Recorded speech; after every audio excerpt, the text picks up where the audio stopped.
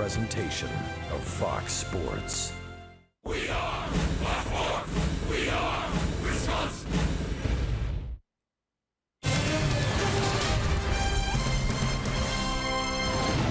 Oh, and 2 the count.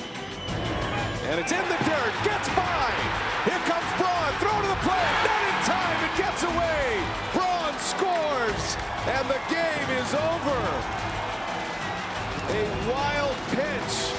And the Brewers win.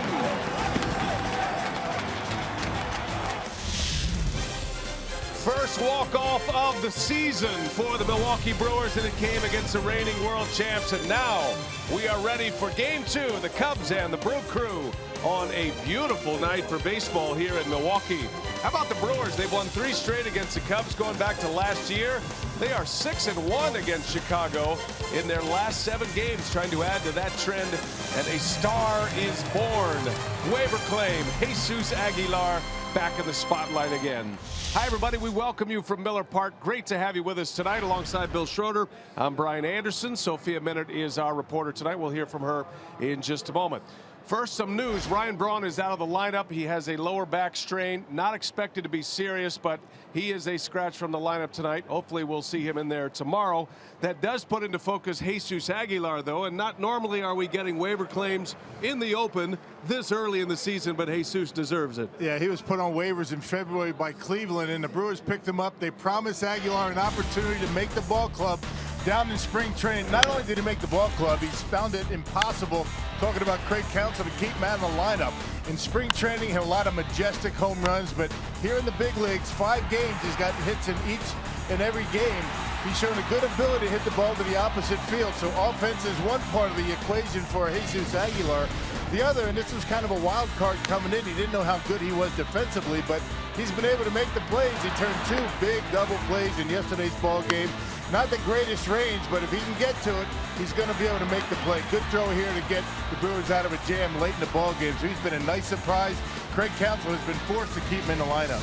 As light on your feet as a 250-pound man can be. Tommy Malone gets the start against the Cubs tonight. Sophia with more after this.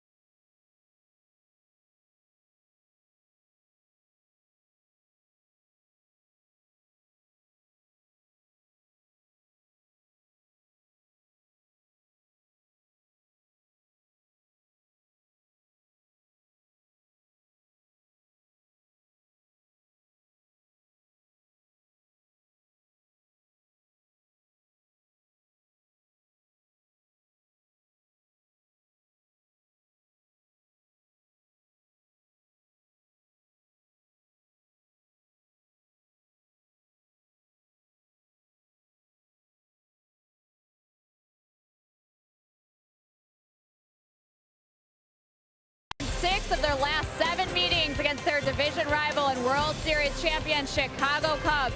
The Cubs tonight will send Kyle Hendricks to the mound, a Cy Young candidate a year ago. You see him at the top of the MLB earned run average leaders, just 2-1-3, just ahead of his teammate John Lester last year. Good evening, everyone. I'm Sophia Minard, and Tommy Milone is looking to be the first left-handed pitcher for the Brewers here at Miller Park since Tom Gorsolani did it in 2013. And he's looking to continue what has been a very good string of Brewers pitching. Both Willie Peralta, Chase Anderson, Jimmy Nelson gave quality starts, and they have a 1.24 earned run average the last 3 games. But here's what you need to know about Tommy Milone. Came over from Minnesota. He has 118 career starts, a 44-33 record. He has never faced the Chicago Cubs, also has never faced the Braves or the Padres. So here's what Milone had to say about facing this potent Cubs lineup for the first time. They're a pretty potent lineup, 1 through 9. So, for me, I'm not a guy that blows everybody away. I don't throw hard. I'm not going to blow fastballs by people. So I need to be smart, pick my spots, be aggressive, but also be smart at the same time, and just kind of keep them off balance, keep the ball out of the air. Tommy Milone coming in from the bullpen, getting ready for his Brewers starting debut, taking the place of Junior Guerra. We've got first pitch coming up next from Miller Park right here.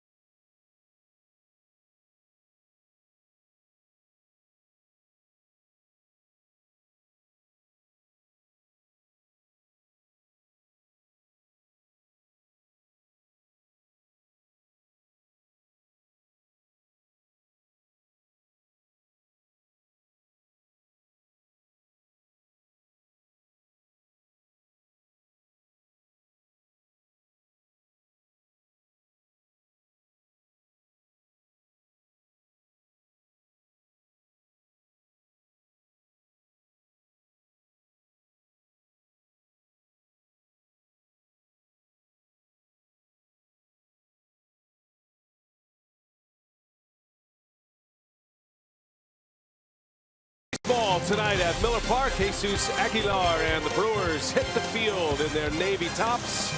Saturday night, Brewers Cubs, game 2 of the series. And there is Joe Maddon and his reigning world champion Cubs are here, 2-2 on the season.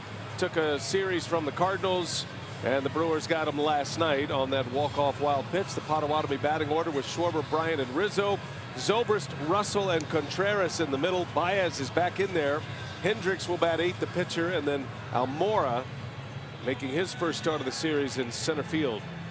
That's the starting 9 for Joe Maddon. There is Tommy Milone, who will draw the start, and as Sophia mentioned, first starter for a Brewer since 2013, and our old friend Tom Gorsolani.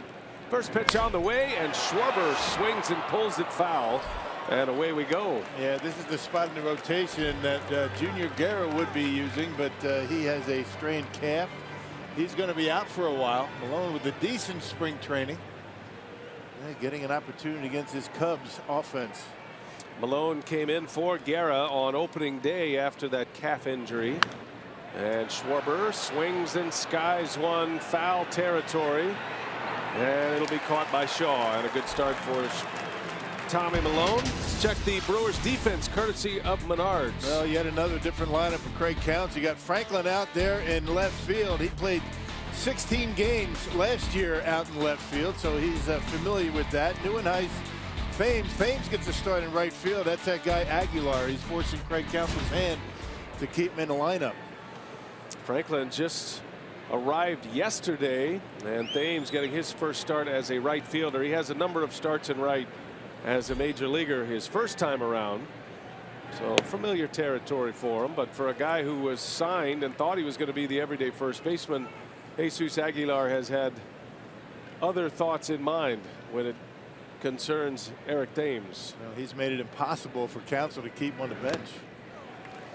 If you're just picking us up here, Ryan Braun is out with a back strain, and it is not thought to be serious, but a maintenance issue, and hopefully Braun will be back in there tomorrow afternoon. Now there is a day off Monday, and the Brewers will head to Toronto, so that could be something they look at, give him a few extra days. The reigning MVP, Chris Bryant, up there with one away. Collected his first hit of the season yesterday. That was an infield hit. Started the year 0 for 14. And the changeup by Milone has Bryant out in front. Yeah, he's got a good one. He's going to try and get you out of the way. He will show inside once in a while with a four-seamer. He's got to keep the baseball down. He said himself he's got to make sure the Cubs aren't able to elevate. Coming inside, Bryant gets jammed and a pop-up foul territory in the seats. And the count evens at 2-2. He comes off to a bit of a slow start offensively. That's the good news. Bad news is at some point they're going to snap out of it. I mean, they're just too good of an offense to be held down like they have, particularly Chris Bryant and Anthony Rizzo. Like to get the Cubs out of town before that happens.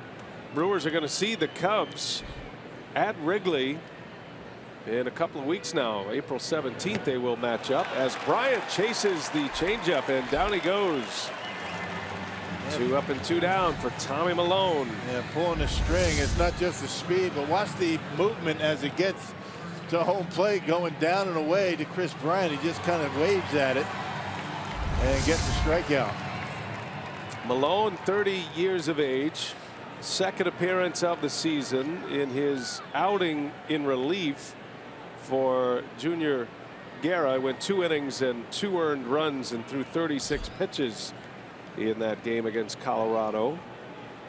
That was his Brewers debut. Familiar pitching out of the bullpen, Milone, which is where he was to begin the year, but now instantly into the starting rotation where he would prefer to be.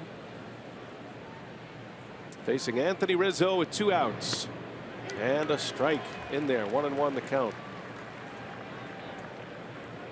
Rizzo, the reigning Gold Glove Award winner at first base, finished 4th in the MVP voting last season, won by his teammate Bryant.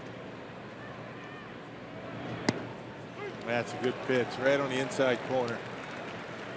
And guys don't throw hard. They have to use the inside corner, and they've got to throw them for strikes.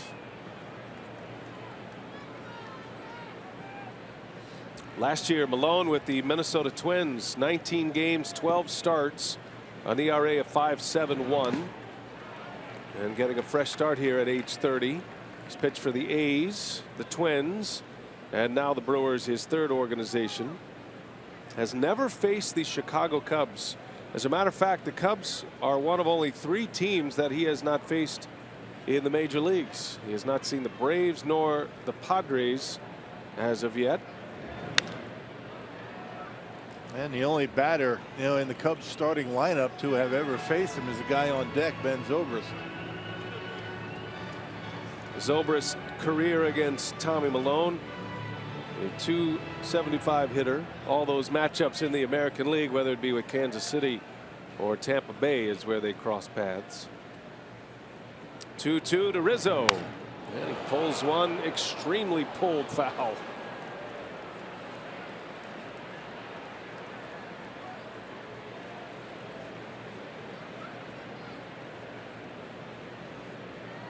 Rizzo last night was 1 for check it, 0 for 3 with 2 walks. 2-2, and Rizzo gets jammed, and a pop up. Flip of the mask for Bandy. He's got it, and that is a terrific start for Tommy Milone. In on some hands early with a strikeout on Bryant. Now the Brewers are coming up.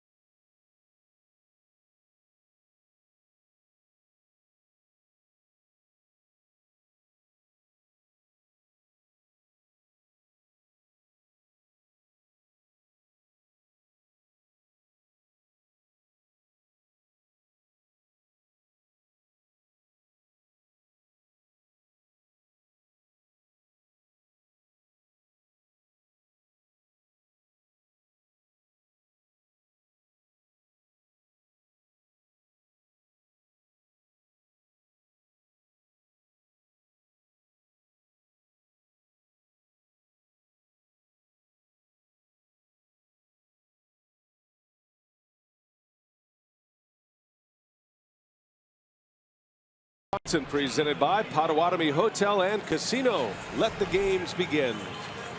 Roof is closed as the temperatures cool outside Miller Park. Potawatomi batting order for Craig Counsell and the crew with VR at the top once again. Eric Thames will hit second, then Travis Shaw. In the middle goes Aguilar, Nieuwenhuis, and Franklin. First start for Franklin. Jed Bandy will do the catching. Orlando Arcia and Tommy Milone round out the starting 9 for the third-year skipper. And there is Kyle Hendricks, the ERA champion in the major leagues last season. His first start of the year, partner. And rewarded by being named the number 5 starter for the Cubs. How would you like that? How about that? 30 starts, 2 complete games. Making career start number 11 against Milwaukee. He's 5-3, but the Brewers had a 2-1 record against him last year. Hendricks works fast, throws strikes, does everything you want a starting pitcher to do, and changes speeds well, as he just did right there on VR. We're going to be talking about the changeup a lot tonight. This is a great night for Jerry Augustine, right? Yeah. The old left-hander throwing those changeups. VR hits that one hard into center field, going back. Almora looks up, she's gone. Jonathan VR starts this one with a bang. And Bernie hits the slide early tonight. 1-0 Brew Crew on VR's second of the year. Yeah, get him before he settles in.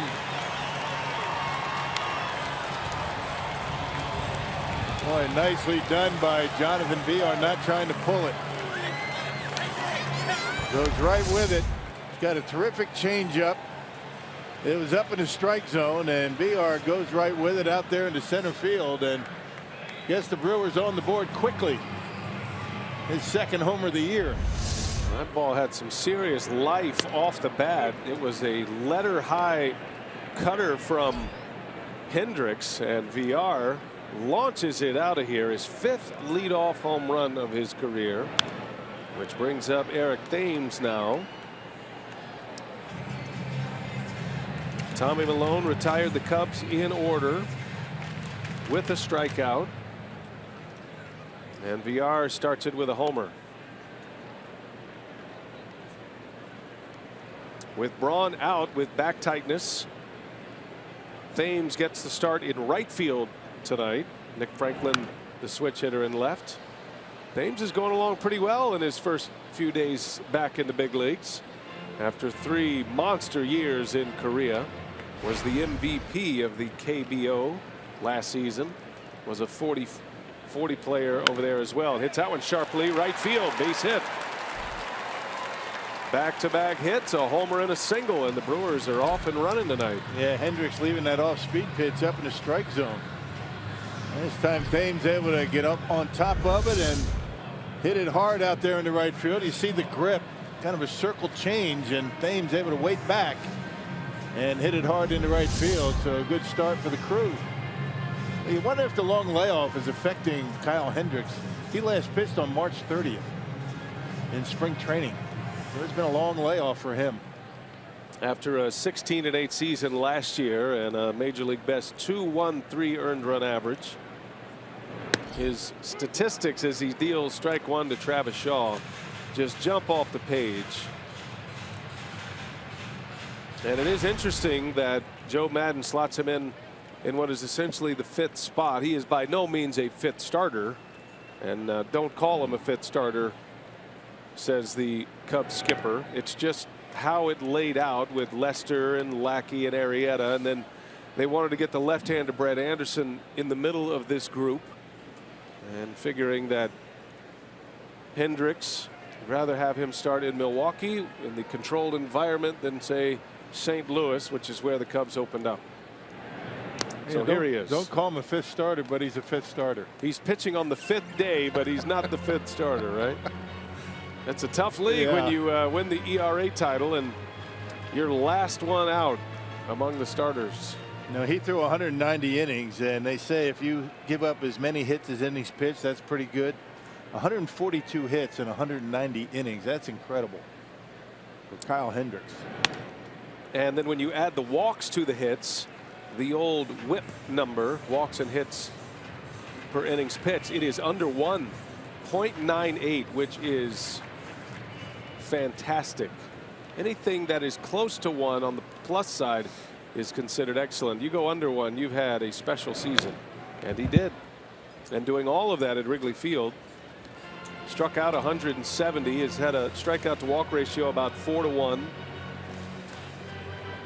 There are plenty of superlatives to praise Kyle Hendricks in the season he had last season, and now Cubs fans want to see if he can do it again. There goes Thames, and Shaw fouls it back.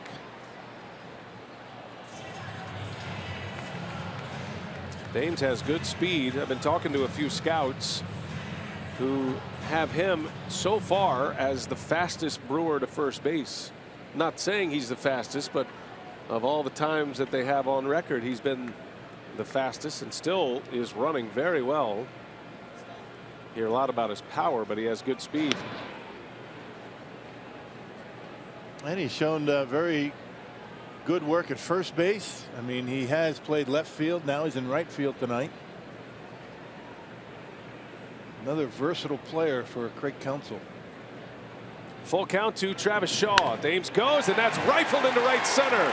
And that's going to go to the wall. And Thames, who started on the pitch, is going to score easily.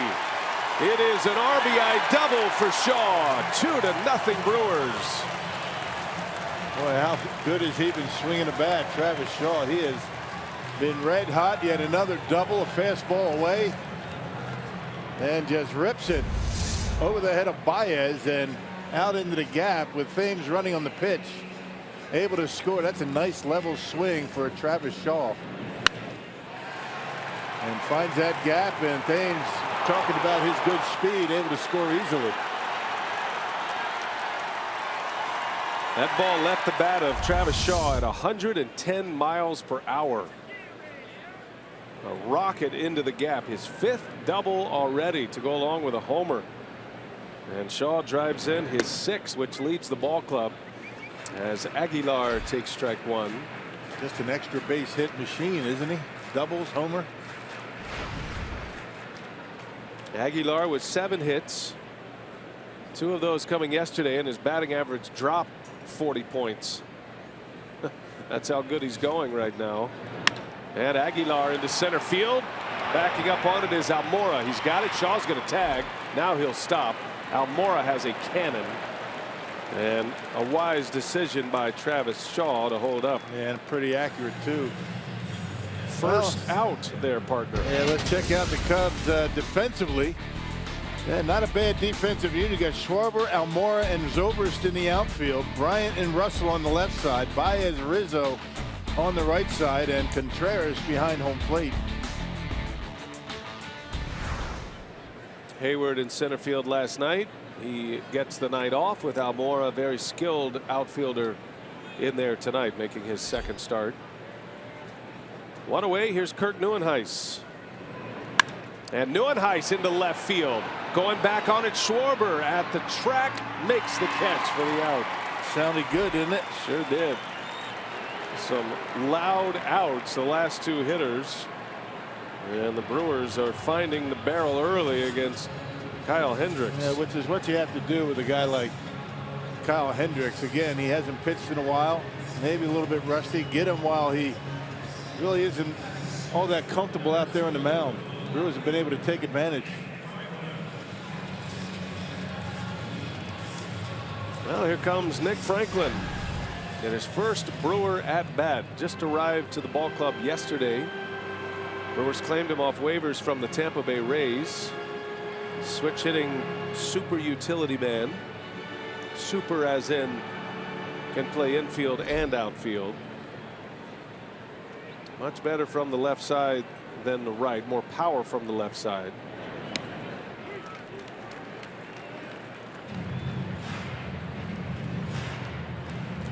Franklin excited for a new chance with a new organization. He at one time was one of the top prospects in the Mariners system. Was a first-round draft pick out of Orlando, Florida. Nick Franklin, same high school as Ricky Weeks, as a matter of fact. There you go. In Orlando. Bringing it full circle. Well done.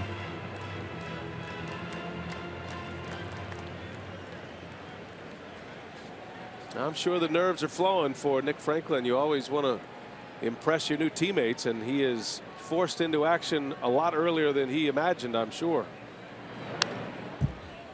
One thing about this scenario for Franklin, Rock, is that he has not faced live pitching in over a week since he got waived by the Rays. So it's been since last Friday that he's seen live pitching. So he's facing the right guy. He hasn't faced live hitters in a week. Whose rust will fall off first? Brewers already with 2 on the board against Hendricks. And that's in there, called strike 3 to end the inning. But the Brewers get 3 hits to start it. 2 runs on the board, including a Jonathan VR home run. His 5th career leadoff homer. Bernie with a quick trip down his slide. And we're off and running at Miller Park.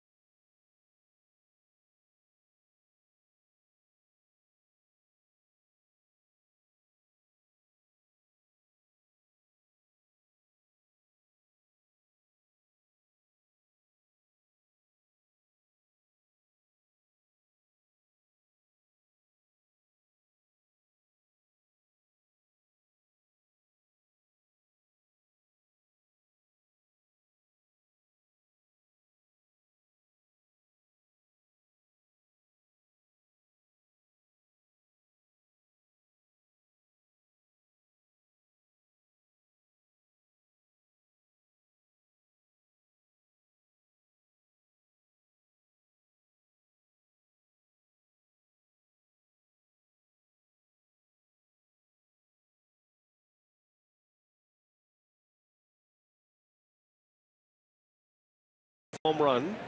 And here we go to the second now. Tommy Milone back at it. Ben Zobrist trying to drop a bunt down. The switch hitter bunts it foul.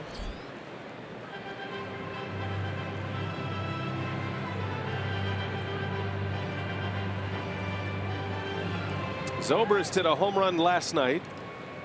The lone run for the Cubs that came in the second inning to lead off. That was as a left-handed hitter.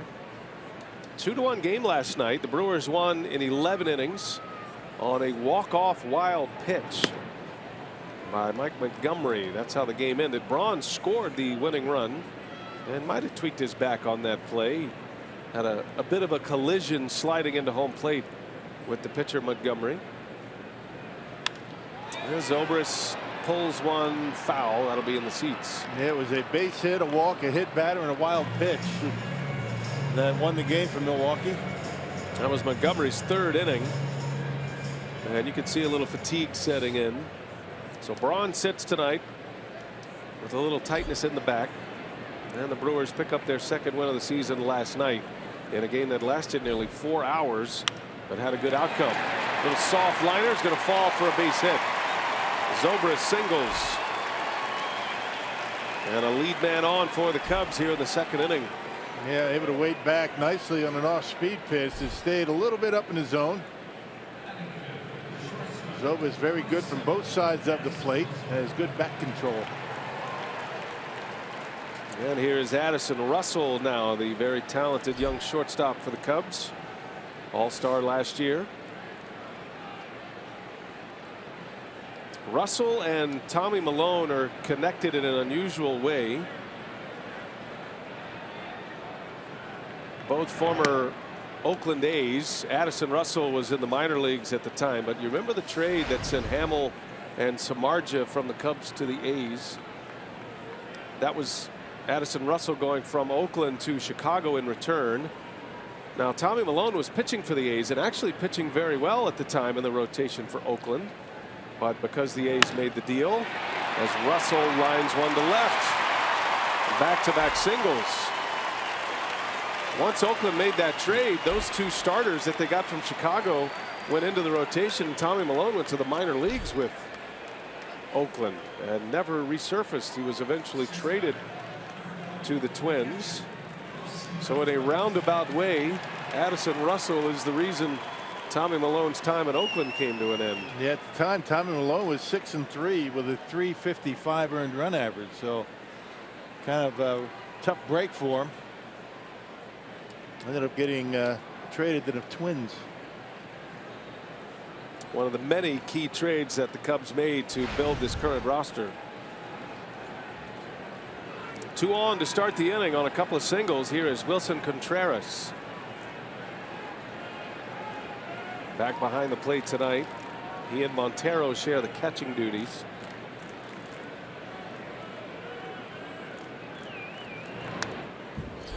Last night the Brewers, through the 11-inning victory, turned 3 double plays, and all three of those coming after the 7th inning, and they were key, and Aguilar started 2 of them.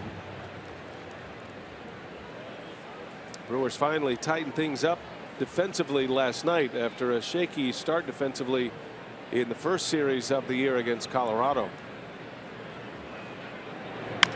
On the ground, a bouncer to Arcia, goes to second, out there, throw to first, in time, right on cue, another double play. Those guys are something, very athletic. That baseball was not in the glove of Orlando Arcia very long. I mean, very quick in and out of the glove and on its way to VR. Yeah, good pitch by Milone, getting in on the hands of Contreras. And check this out. How quick is that? And look at the throw from VR. Sidearm all the way, able to get the double play. So it's going to be fun watching these two. As VR begins to settle in at second base and get comfortable, you can start to see some real promise in what should be an extremely talented keystone combination here in Milwaukee. So 2 outs with 1 swing of the bat, and here is Javier Baez now. It takes a ball low. And just watch how quickly that ball is on its way to VR. He's got the foot on the bag. That's the thing that you've got to make sure of. You can't be too quick with the footwork at second. And by the way, Contreras runs well. Change up on the ground, backhanded Shaw. Long throw, a good one. And Malone gets out of the inning. And the Brewers with some sharp defense in the second inning. Malone puts up a 0.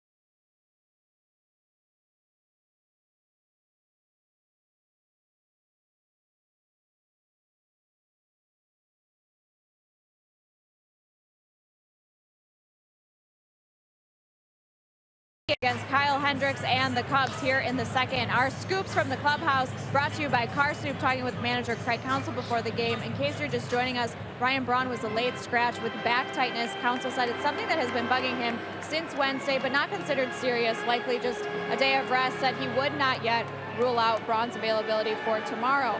And we've talked a lot about Jesus Aguilar's bat with the .636 average, but he was in the middle of 2 big double plays last night. And Counsell said it's not necessarily a surprise because he came over with a good defensive report, being a big man with good feet and good hands. But he said that .363 double play in particular is one that you may go through an entire season without seeing. So definitely a skilled play by Aguilar. And he also brought up the work of his bullpen. He said to have 3 one-run games over the first 5, that certainly put a stress on his bullpen. There will be some guys who will be down today.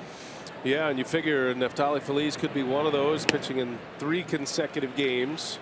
Hughes went multiple innings last night, so it is imperative early that Tommy Milone give the Brewers a good long start. And he's off to a good start with 2 scoreless. Jet Bandy leads off for the Brewers here in the second. Well, he's doing what he said he had to do and keep the ball on the ground. That's a good sign. Talking about that .363 double play that started a couple of times by Aguilar. That was a huge one in the 11th inning. Leadoff base hit, then a bullet hit right at him, turned the double play. Yeah, that ball Hayward hit in the 11th. Exit velocity on that batted ball was 114 miles an hour. He hit that ball harder than Shaw just hit that double into the gap. Right. And Aguilar just put his big body in front of it and swiftly got it over to second base. And it was a pretty double play and a much needed double play. Bandy on the ground to short. Russell for out number 1.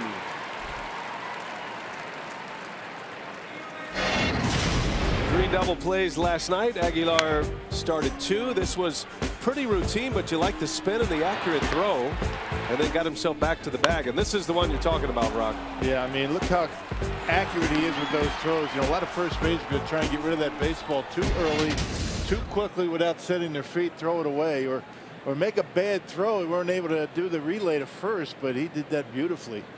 And that was a huge double play in extra innings.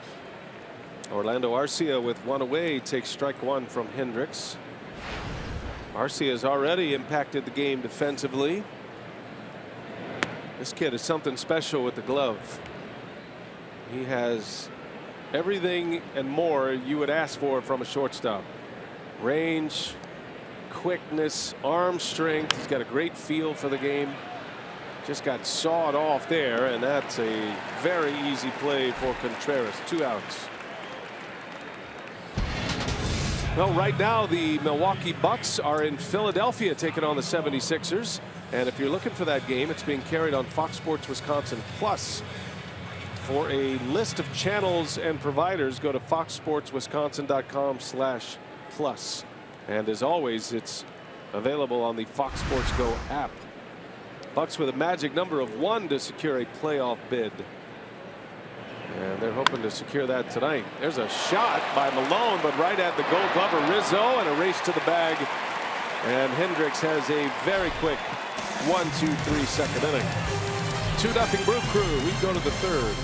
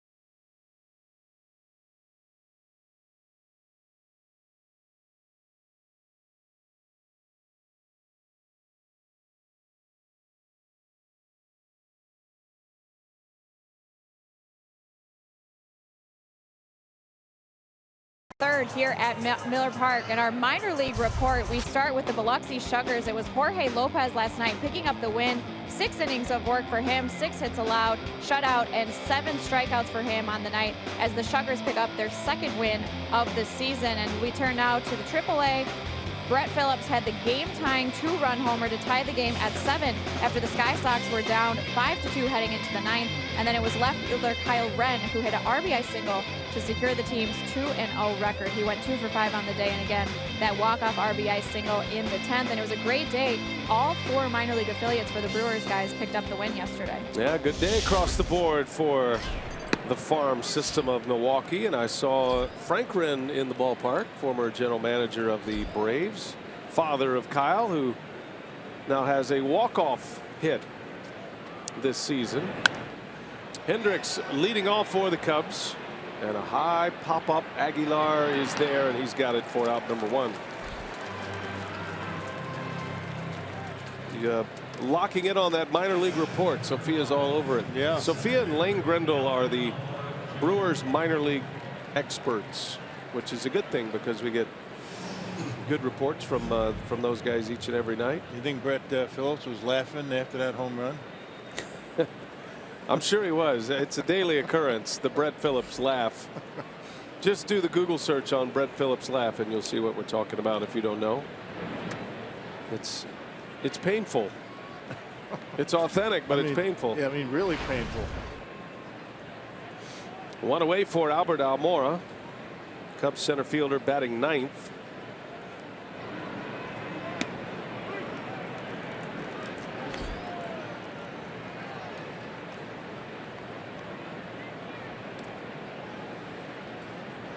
Cubs had a good note about their pitcher batting in the 8th spot and a position player batting 9th.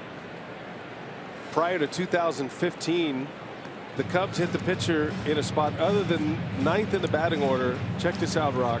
Just once in over 15,000 games, actually closer to 16,000 games. From 1914 to 2014, they hit their pitcher somewhere other than ninth one time. And then Joe Maddon showed up.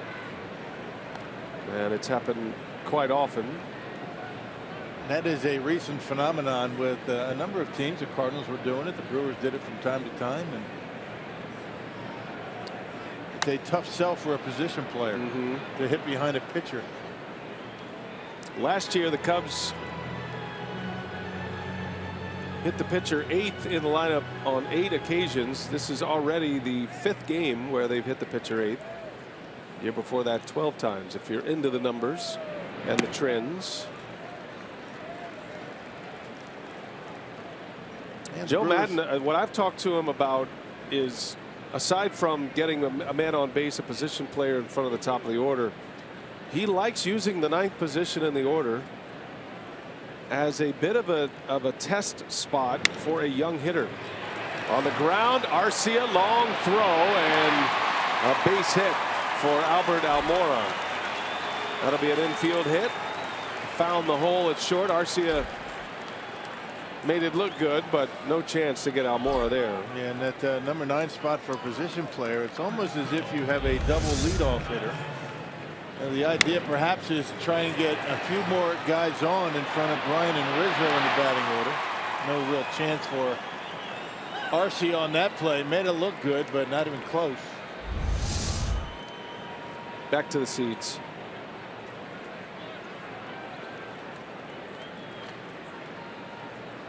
Well, we saw Addison Russell hitting that 9th spot when he first came up a couple of years ago, and Joe Maddon feels like it is a developmental spot in the batting order, one of the few that you have. The 2 spot and the 9 spot is what he has talked about. Yeah, some guys just hate hitting in front of the pitcher because normally you're not going to get a whole lot to hit with men on base. It's much better spot in the batting order to hit in front of the leadoff hitter than the pitcher. That's why it's more of a developmental spot in the batting order, according to Joe Maddon.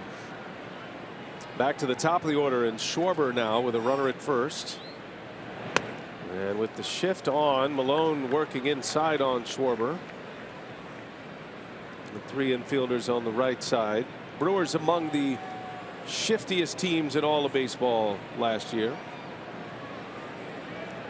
And they did it all spring.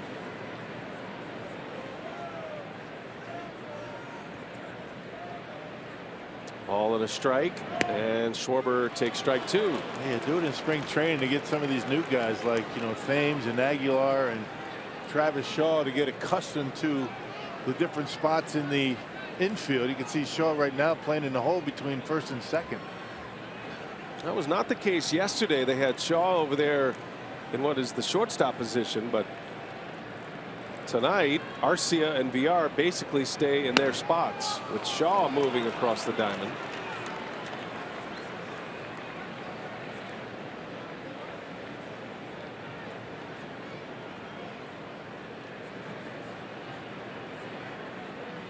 Brewers have already turned a double play. 6-4-3 double play last inning. The dangerous Schwarber. And he hits one hard center field, long run. Neuenhuis can't get it. Plays it off the wall. On the run is Almora. He'll stop at third. And it's a double for Kyle Schwarber. Second and third for the Cubs with the big boys coming up. Well, the one thing the Brewers were able to do a very good job of last night as a pitching staff is to keep men on base in front of Chris Bryant. Well, that's going to be tested now. You got a couple of men on. Bryant at the plate, followed by Rizzo. A ringing double by Schwarber on a 2-strike pitch. That was a 2-2 count. Hits it over the head of Neuenhuis. So the Cubs set up nicely here in the third.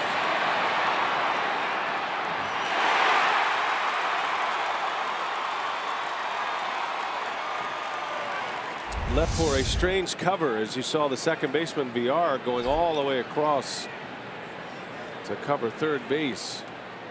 Second and third for Bryant. Got a base open at first, one away, and Bryant takes a ball. Strikeout victim his first time up. Got him on a changeup. That was after Malone fell behind in the count 2-0 and then came all the way back to strike him out. Brewers got 2 in the first. First 3 batters reached via the hit. VR homered, Thames singled, Shaw doubled. And now the Cubs knocking at the door. In the dirt, good block by Bandy. And it's 2-0 on Bryant. And both Brewer catchers very good blocking the baseball. Bandy for the time being blocking the changeup down in the dirt. Textbook right there.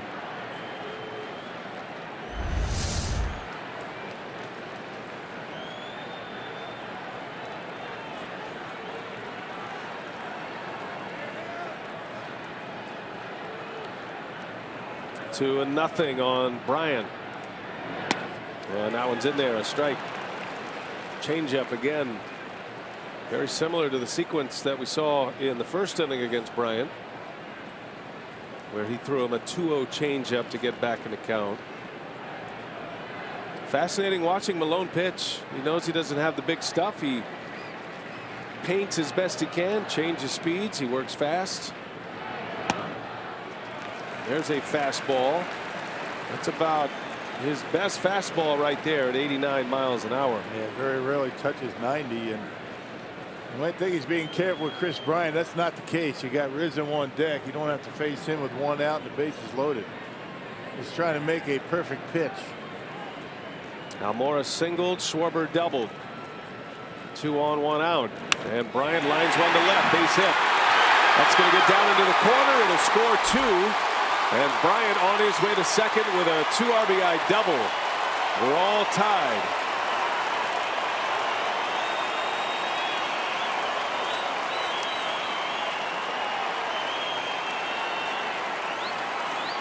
Just can't fall behind in the count. A 3-1 changeup, and I think Chris Bryant was sitting on it, figuring he's going to get something off speed, not challenged with a fastball. He was out in front of it, able to hook it down the left field line. Now you're playing with danger, playing with fire, falling behind to these guys. Not going to get away with that very often. First RBIs of the year for Chris Bryant, just his second hit of the season. And he's at second for Anthony Rizzo.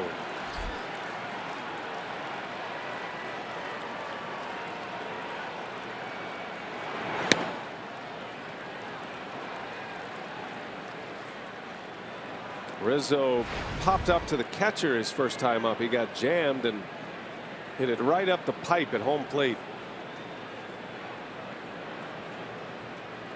Off to a slow start as well, he and Bryant. Rizzo with just 3 hits on the season. It's not going to last forever, is it? Well, Rizzo took a mighty hack down to a knee. 1-1 the count. Staying so close to home plate. A pitch on the outside corner is that almost a pitch down the middle to most guys. Problem is he can handle that pitch inside. Actually swung at a pitch that hit him last night. Tough guy to pitch to.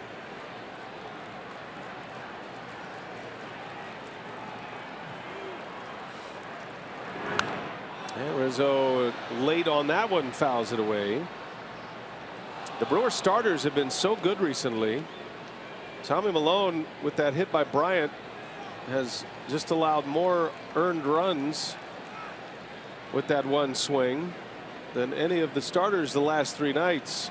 Jimmy Nelson pitched to Jim last night. Between Willie Peralta, Chase Anderson, and Jimmy Nelson, they've only allowed 2 earned runs in those 17 innings. Little flare into left. It is falling fast, and it's down for a base hit. Nick Franklin pressed into duty for Ryan Braun, was playing that one very cautiously. Well, he's playing deep and got a bad break on it. That ball's got to be caught, I would imagine. That ball was up in the air pretty long while. And another jam shot off the bat of Rizzo, and that ball was in the air quite some time. Took him a while. He's playing deep. Didn't get a very good jump, and that's going to be a base hit. Should have been an out. Franklin did make 16 starts in left field last year for Tampa Bay. Not considered a good defender at any of the positions he plays, but he does play them all. He gives you a lot of versatility. You can always tell how comfortable a guy is in the outfield based on how deep he plays. He plays very deep, even with the left-handed hitting Rizzo at the plate.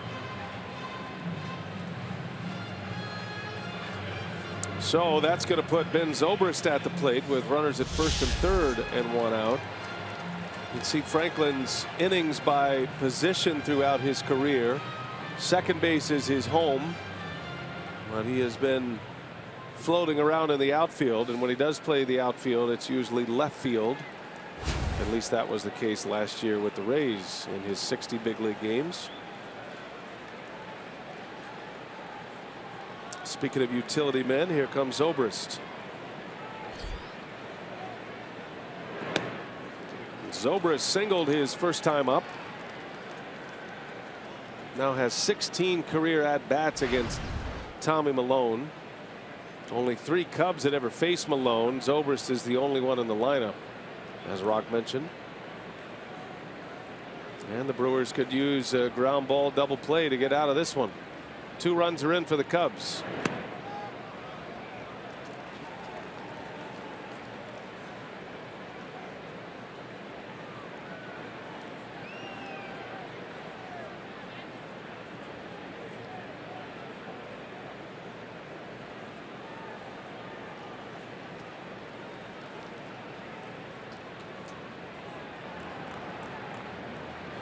Shows bunt, and Bandy able to knock it down. Everybody was ready to run. You saw Rizzo and Bryant. If Zobrist gets that bunt down. Yeah, it wasn't a suicide squeeze. It's a bunt. You know, the guy at third base has to read it, determine whether he can score or not. Kind of an interesting play. Shaw very deep at third base. Interesting play with Zobrist up there. I mean, this guy can hit.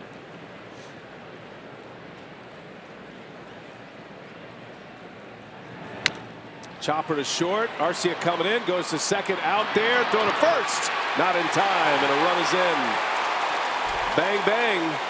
Brewers did a good job to make it close, but Zobrist hustling down the line legs it out, and the Cubs have taken a 3-2 lead. Kind of a high chopper, really not a double play ball, but the guys made it look close, very close as a matter of fact, but Zobrist able to beat it. I mean, beat it clearly on the replay. It looked as though VR had two-handed to make sure he had the ball in his glove, and that's what kind of slowed down the relay to first base a bit. Craig Counsell will not challenge. Clearly safe. And the Cubs have scored 3 here in the third inning.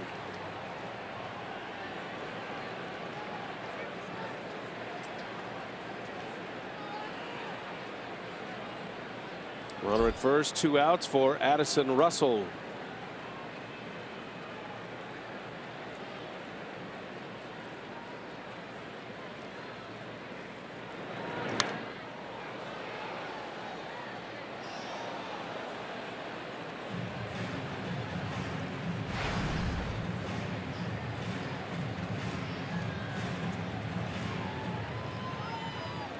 Russell with a single in the second inning. Next batter, Contreras, bounced into a double play, and Milone was able to get out of the inning with a ground ball out off the bat of Baez. Cubs now with 6 hits already through the first 3 innings. It is a relentless lineup, perhaps the best in the National League. Rockies would make an argument there. The Brewers saw that lineup for 4 days, and they've got a lot to be proud about in Colorado this year. That is a very dangerous batting order that they roll out there each and every day. And you know, the Brewers pitching staff needs to be very proud of how they were able to handle the Rockies for the most part in that 4-game series. Yeah, if the Brewers play a little better defensively in the first 2 games, they've certainly got a chance to win that series. They lost 3 out of 4.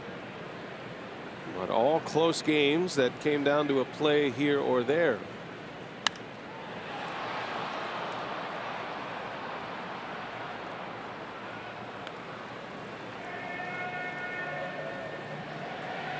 Big crowd on hand tonight, a sellout at Miller Park. And it'll be the same tomorrow for the afternoon game, which will be the finale of the opening homestand of the year. Cubs are then headed home for their home opener, their ring ceremony. Brewers are on the road to Toronto, starting a series at Rogers Center in Toronto Tuesday. 2-2 pitch, never mind, throw to first.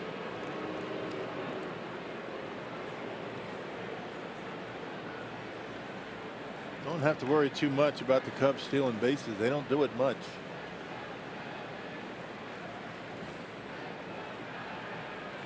Without Dexter Fowler, Jason Hayward is their only real stolen base threat. Bryant will run as well. That's into right center, and that's going to split the gap. Able to cut it off. Dames, they're going to wave the runner home. No, they put the brakes on at the last moment, and Zobrist holds up. And it is a double for Addison Russell. And the Cubs are coming on fast now in this 3rd inning. Yeah, second time through, they're getting much better swings against Tommy Milone. Another changeup.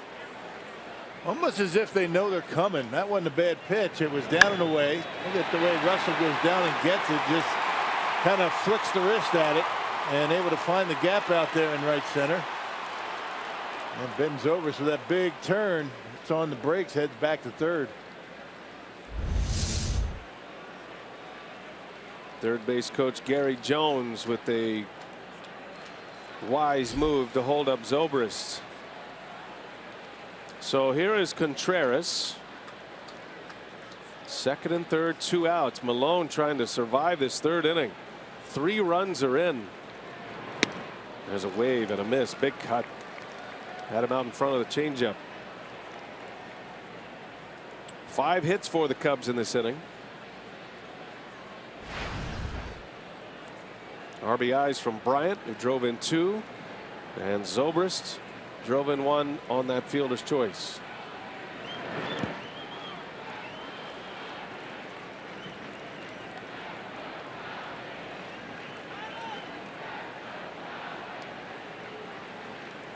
First left-handed starting pitcher for the Brewers since 2013. When Tom Gorzolani started for the Brewers against the Cardinals in August of that year. Brewers have a good left-hander coming in Josh Hader. He's at AAA, was the opening day starter down there. Broken bat, fly ball to left, right at Franklin. And this inning is finally over, but the Cubs bring 8 men to the plate. They score 3 runs on 5 hits, and they now lead 3-2.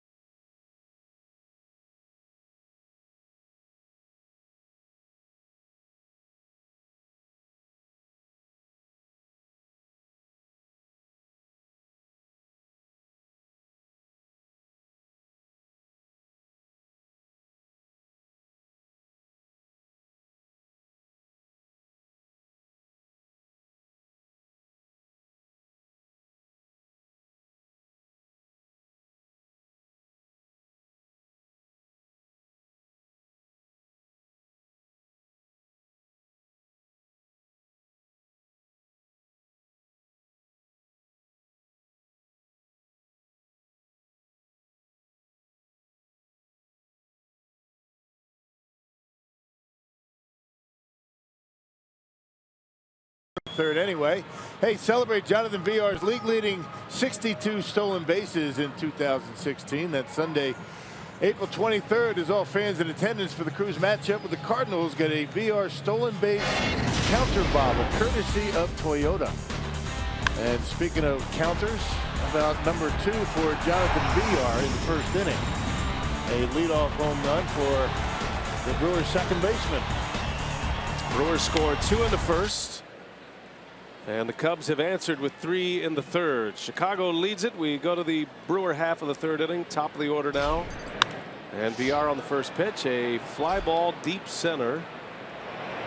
Mora Jr. will make the catch for out number 1.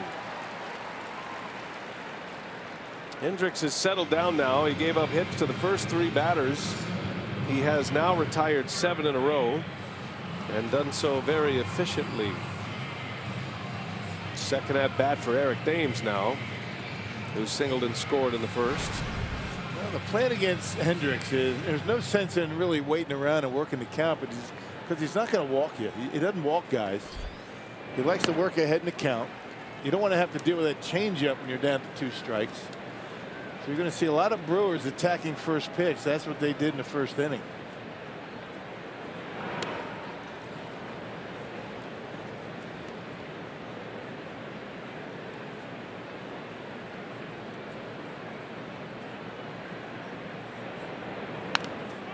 And Thames rolls over one. Rizzo is there, and he hits Hendricks covering the bag.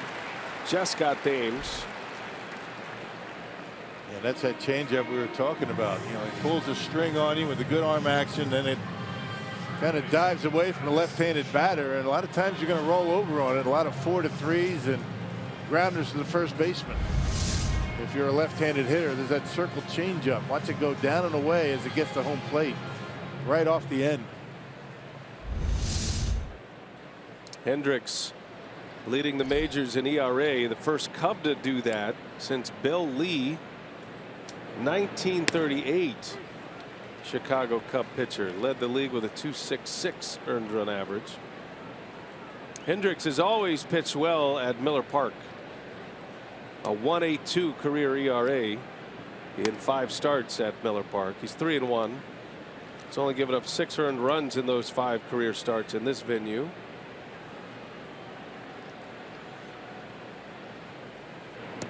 Shaw, who doubled and drove in a run in the first inning, ahead in the count 2-1. Travis with 5 doubles, a homer, and a single so far this year. 7 hits. Had 4 doubles in his first 6 at-bats of the season, which set a Brewer franchise record. That really does have a nice, easy swing. He's keeps that bat in the hitting zone a long time. I was watching him in batting practice when I was standing next to Darnell Coles. You see, he just has a very nice, smooth, consistent approach up there. Shaw has started every game. He's faced lefties. And a called strike 3. Hendricks cuts him up. Backdoor cutter from Hendricks. And he has now retired 9 straight. Cubs lead 3-2. We go to the 4th.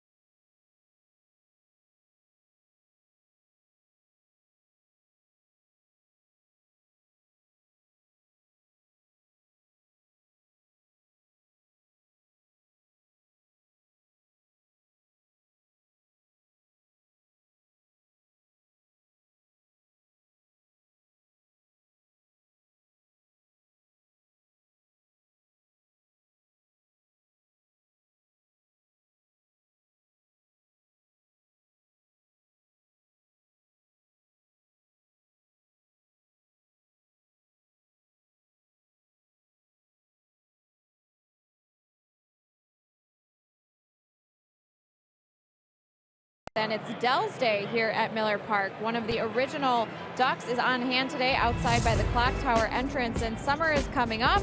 Hard to believe, but it is coming, and people are making plans for Brewers baseball and the Dells. And BA and Rock, you know, we'll always spend our annual weekend at the Dells. They'll be coming up in June, one of our favorite weekends of the summer, the time we get to spend in the Wisconsin Dells.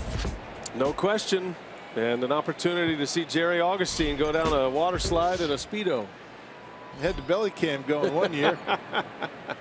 The boiler cam was a big hit. You know, summer is right around the corner. What was it, almost 70 degrees today? It was nice. Tomorrow's going to be nice. Matter of fact, they had the roof open here all day until about an hour before game time, and the wind started blowing. But it was a beautiful day in Wisconsin. Javi Baez leads off for Chicago. Had that violent collision last night with Hayward defensively, and fortunate that there was no greater damage than an eye bruise. He did leave the game yesterday. That was a very scary collision that could have gone badly for Baez. He just missed the knee of Hayward. He was sliding in as well. And back in the starting lineup tonight. Baez gets jammed in a fly ball. It's got some carry. Neuenhuis will make the play for the out. I'll tell you, when Tommy Milone gets that baseball in on the hands, in on the inside corner, and not leave it out over the plate, he's pretty effective with the the constant changeup and turning the fastball over away to right-handed batters. That four-seamer inside has been effective.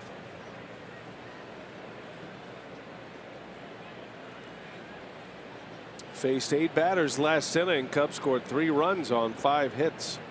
Malone trying to settle it down now and puts a fastball by Hendricks. This Cubs pitcher had 8 hits last year. Not a complete liability with the bat. And he drives one through a base hit right through the hole. Hendricks with a single. And the Cubs with their 8th hit of the game already as we play in the 4th inning. Pretty good swing on a fastball that looked like it was right down the middle of the plate. I mean, that is hitting speed for a pitcher. I mean, Tommy Milone not overpowering. He's got to locate better than that, even to the pitcher. So that'll bring up Almora, who hit one in the hole his last time up and reached on an infield single.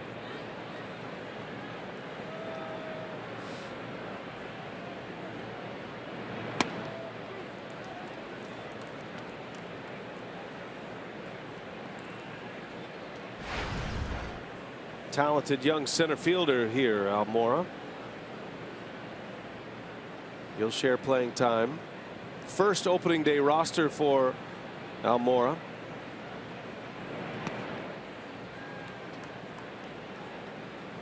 And a former first rounder by the Cubs. That was back in the 2012 draft. He was the 6th pick overall that year.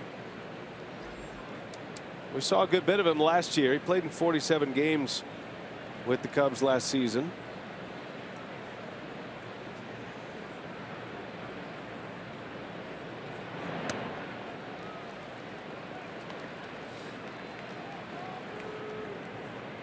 Two and one. Brewers have a beat up bullpen after the last couple of nights. And next pitch is going to be number 70 for Malone. That's a lot of pitches here in the 4th inning. There's a strike.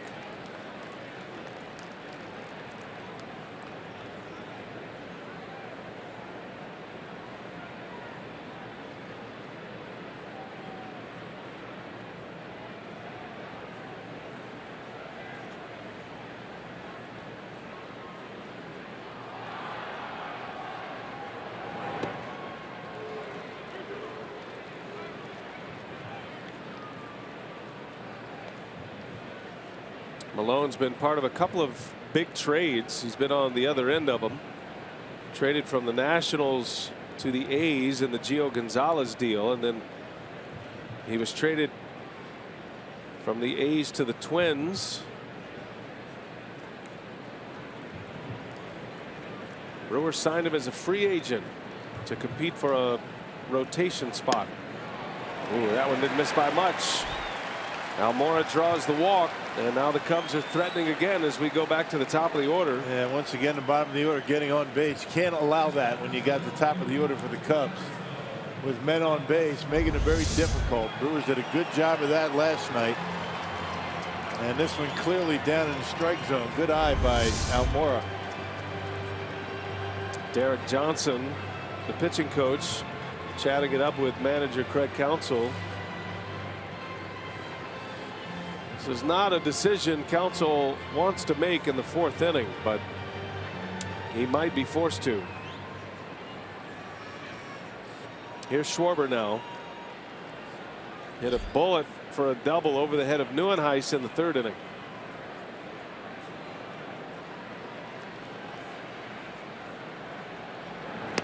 Yeah, the only guy down in that bullpen that can give you any kind of length is Brent Suter. He pitched last night. Torres pitched 2 innings last night. Hughes.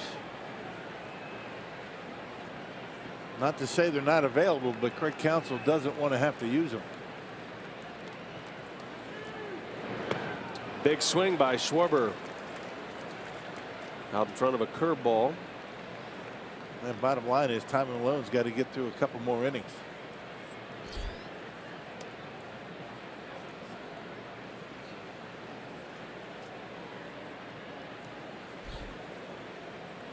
Hendricks, the pitcher, singles to left. Almora has walked. And 2 on for Schwarber, who takes a strike. He fooled him with a fastball. 1-2 the count now. Been a good pitch for him. That fastball in to both lefties and righties. Hasn't thrown too many, but the ones he's thrown have been strikes most of the time.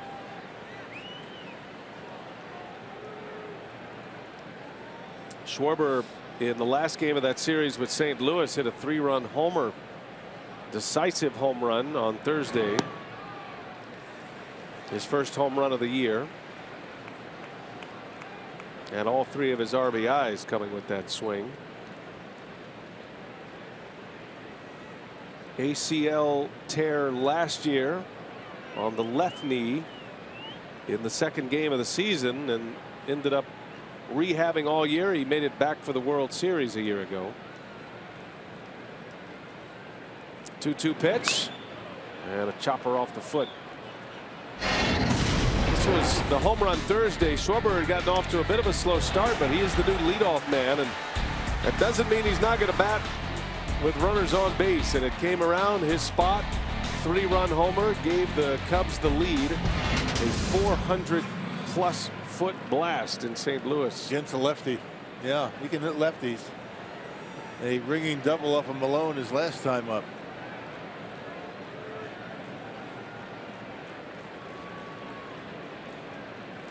Malone 2-2 on Schwarber. Now the count goes full.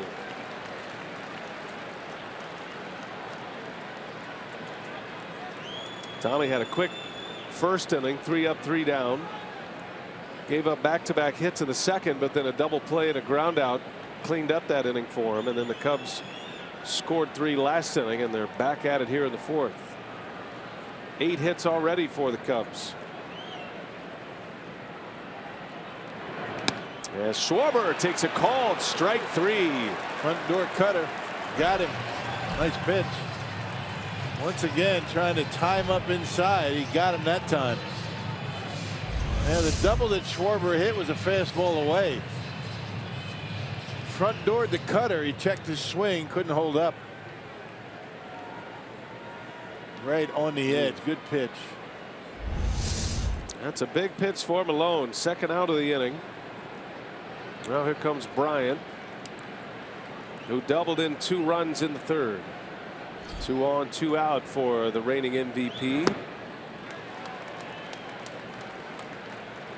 Bryant won the Rookie of the Year 2 years ago. Followed that season up with the MVP award last year. Ryan Braun won both of those awards, but they were separated by 4 years. Braun won the Rookie of the Year in 07 and then the MVP in 2011. That's tough to do in your second year, to be the most valuable player in a league. Well, Rookie of the Year, MVP, and won a World Series. That's a career. That's a pretty good start. Hang him up. And one of the bright young stars in the game.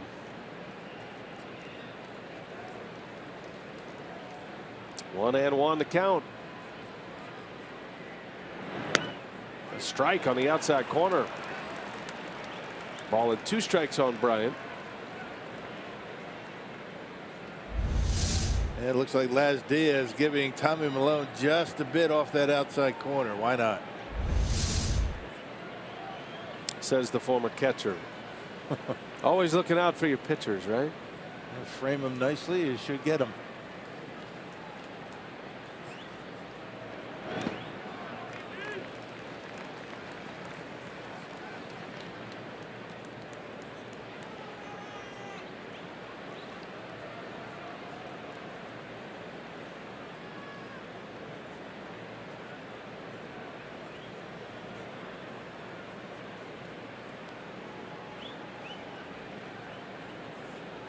Malone just struck out Schwarber. Now he's got Bryant 2-2 with Rizzo on deck. Bryant had a big swing. He just missed it. Fouls it straight back into the net. Count stays at 2 balls and 2 strikes.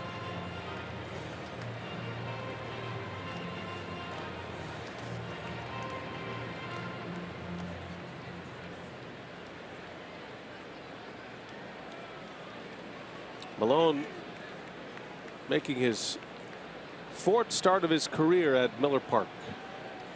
Familiar with these surroundings. His first as a Brewer at Miller Park. Came in relief of Junior Guerra on opening day. 2 innings in that game. Guerra, while bunting, injured his calf, a calf strain, and he is going to be on the disabled list for a while. They're talking 4 to 6 weeks minimum.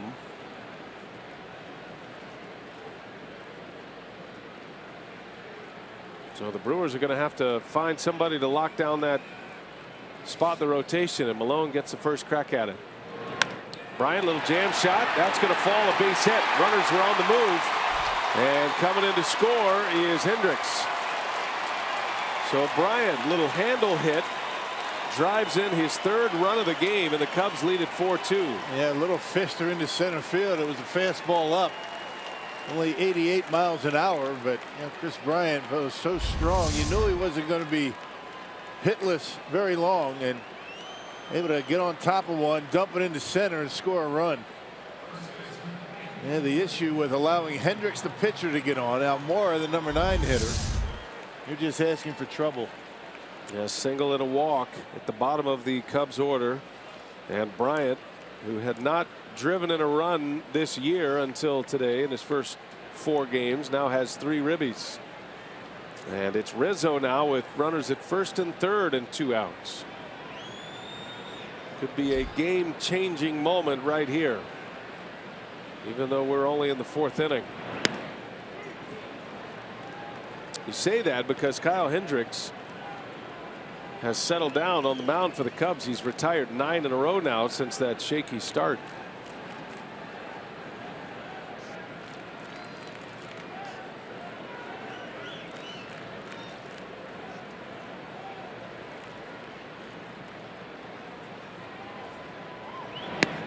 Strike 2. Got a fastball by him. Only 2 perfect pitches. One right on the inside corner, one right down and away. They couldn't place him any better than that.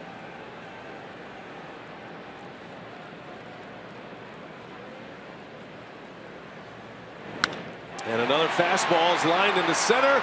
Neuenhuis lays out and makes the catch. What a play.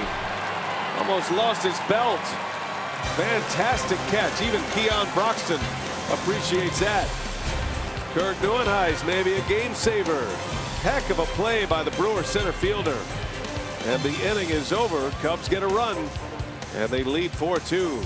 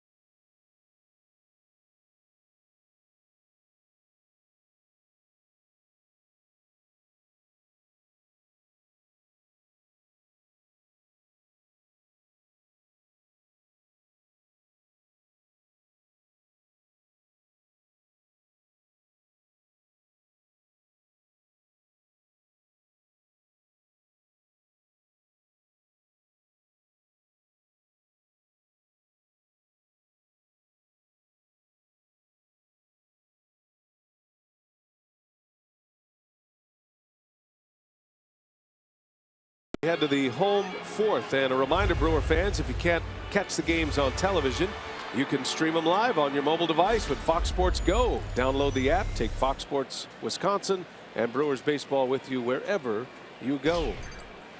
Jesus Aguilar leads off for the Brew Crew. Down 2 now. Cubs scored 3 in the third, added 1 in the top of this inning, and could have been a whole lot worse if not for a terrific play by Kurt Neuenhuis. Yeah, that was a dandy. That ball gets by him. I think everybody might score on that, even Rizzo. Looked like he rolled over on his wrist and certainly avoided injury making that nice catch.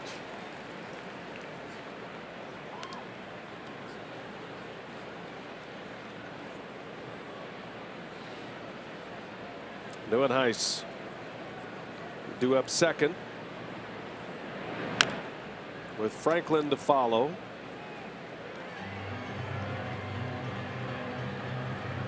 Hendricks is retired 9 in a row since the RBI double by Shaw. Brewers had 2 runs on the board in the first 3 batters of the game, and a home run by VR started the game offensively. And a wave and a miss. Aguilar chases, and Hendricks now with 10 in a row picks up his 3rd strikeout. Yeah, that's why we said you've got to get to this guy early before he settles in, particularly with the long layoff, as he is locked down right now.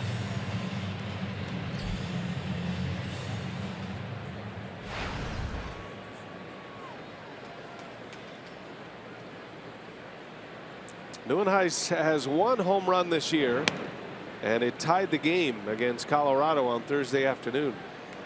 A late game tying homer for Neuenhuis. Rockies would win that game. Nolan Arenado hit a home run in the 9th inning to put Colorado back on top. That was a clutch moment though for Neuenhuis.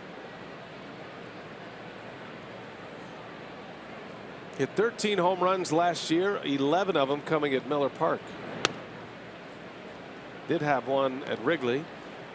Kirk had a good season offensively against the Cubs last year.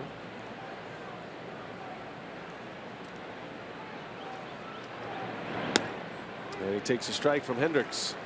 3-1. Yeah, veteran guy that can give you a real good game in center field. We've already seen him make a nice catch. He's not going to hurt you at all defensively. Got some pop from the left side. Outside, ball 4. So the first base runner since the 1st inning, and the first walk issued by Hendricks, which will bring Nick Franklin to the plate.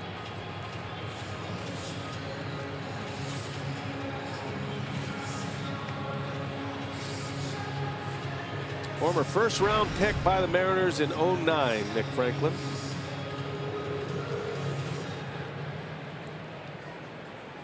Has not yet fulfilled the promise of such a high draft pick as of yet. He's only 26 years of age, though.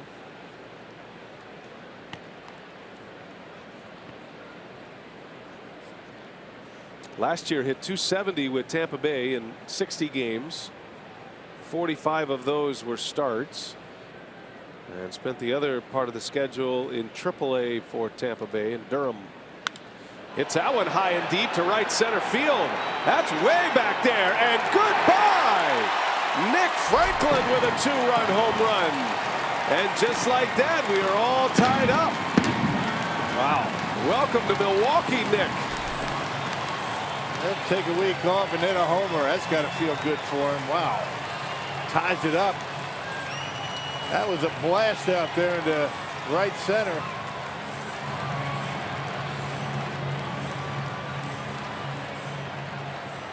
They talk about making an impact with your new team.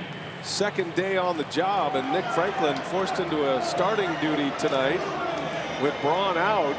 Launches one into the Toyota territory to square it at 4. Yeah, that was a blast out there.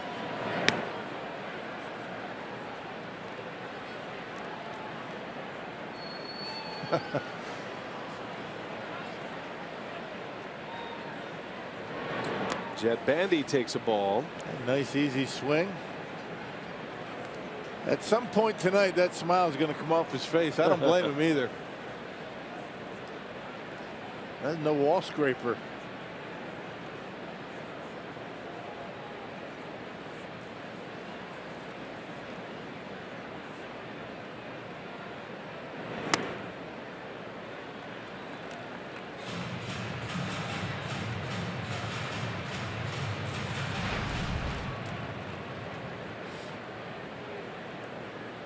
Jed Bandy, the Brewer catcher, grounded out his first time up. And a swing and a foul. Let's give you another look at the Nick Franklin homer. Yeah, watch where it is. I mean, right down the middle. That's a nice swing he puts on that baseball, and there's no chance that's staying in the ballpark. In the Toyota territory. There you go.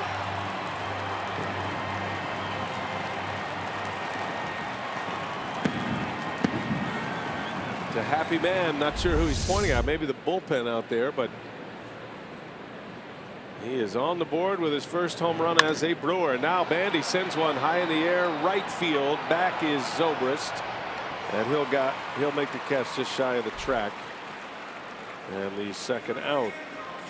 It's an interesting note on Nick Franklin, who's a switch hitter, but that home run means that his last 20 homers as a big leaguer have been as a left-handed batter.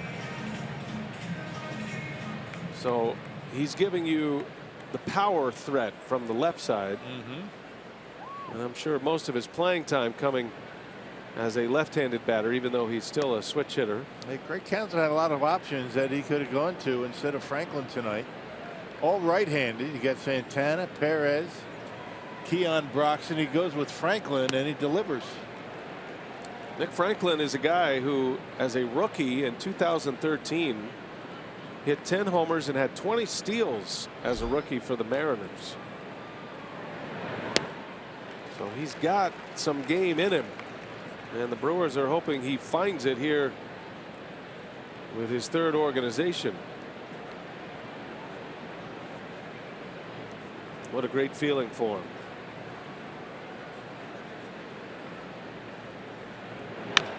Slow roller to third, gobbled up by Bryant, and Arcia is out. But the former Uber driver Nick Franklin turns one around, his first homer as a Brewer, and he ties it at 4 as we go to the 5th.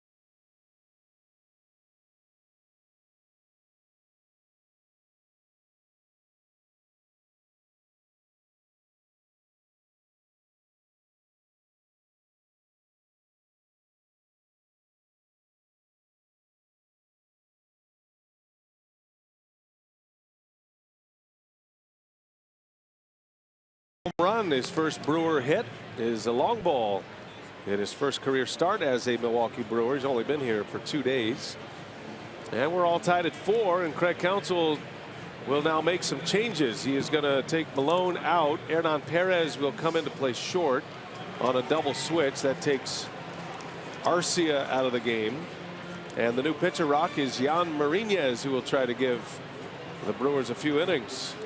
Hey, he threw an inning and 2/3 on Tuesday against the Rockies. There were a couple of hits, a couple of walks, but no runs. In relief of Zach Davies in the 5th inning back on Tuesday, his 3rd appearance. Mourinho is a former Tampa Bay Ray as well, just like Franklin. Also a waiver claim last season. Malone goes 4 innings, 4 earned runs, and a no decision for Malone, and a spot start in relief or in for Junior Guerra, who was injured on opening day. And now Counsell will try to piece together 5 innings out of his bullpen. Zobrist turns around, hits lefty against Mourinho.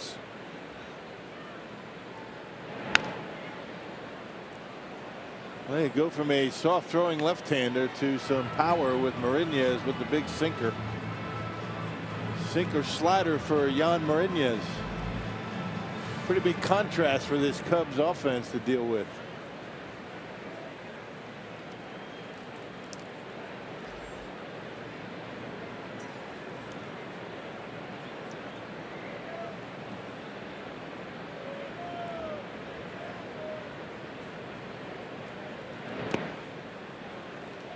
And 2 on Zobrist, who singled his first time up. It's amazing you have the same guy. He's a switch hitter, and he's so different from the left side than he is from the right side. You know how he keeps that bat going all the time. He doesn't do it as a right-handed hitter.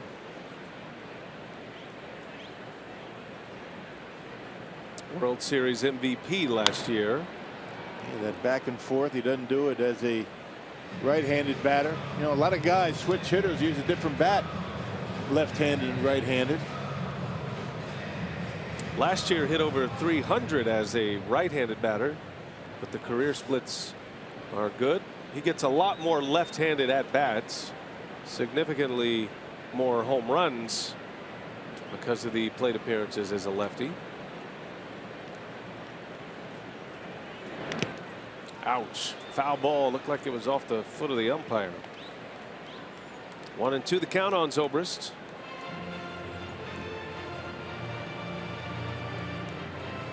You go from the school zone with Tommy Malone on the mound to the highway with Mourinho's. Right. Bringing it in the mid-90s. It's an adjustment for the umpire, and Jet Bandy, and the hitters.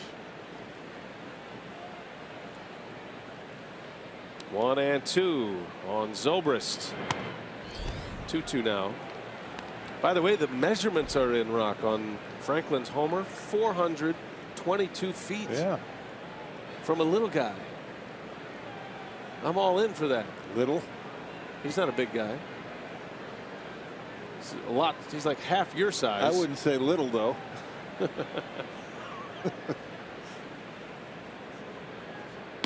There's a strike call. Nice. Mourinho's rings the bell on Zobrist for out number 1. Good slider. Not as big as some guys that hit home runs at 422 feet, but yeah, that one catches the inside corner, catches him looking.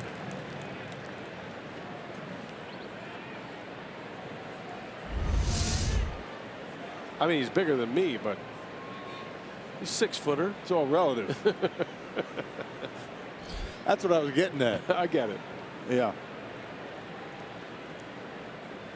Addison Russell. And he lines one to right. That's going to get to the wall. Thames over to play it. Russell on his way to second with a double. And Addison Russell with his 3rd hit of the game. His 2nd double in as many at-bats. Yeah, he's turned himself into a good hitter in the middle of this Cubs order. Hitting number 5 today, taking that fastball 96 miles an hour, and he slices it down that right field line all the way to the wall for a 1-out double. And the Cubs have their hitting shoes on tonight. They've got 10 hits. First against Mourinho as his 2nd batter faced. And the Cubs threatening once again. Here comes Contreras.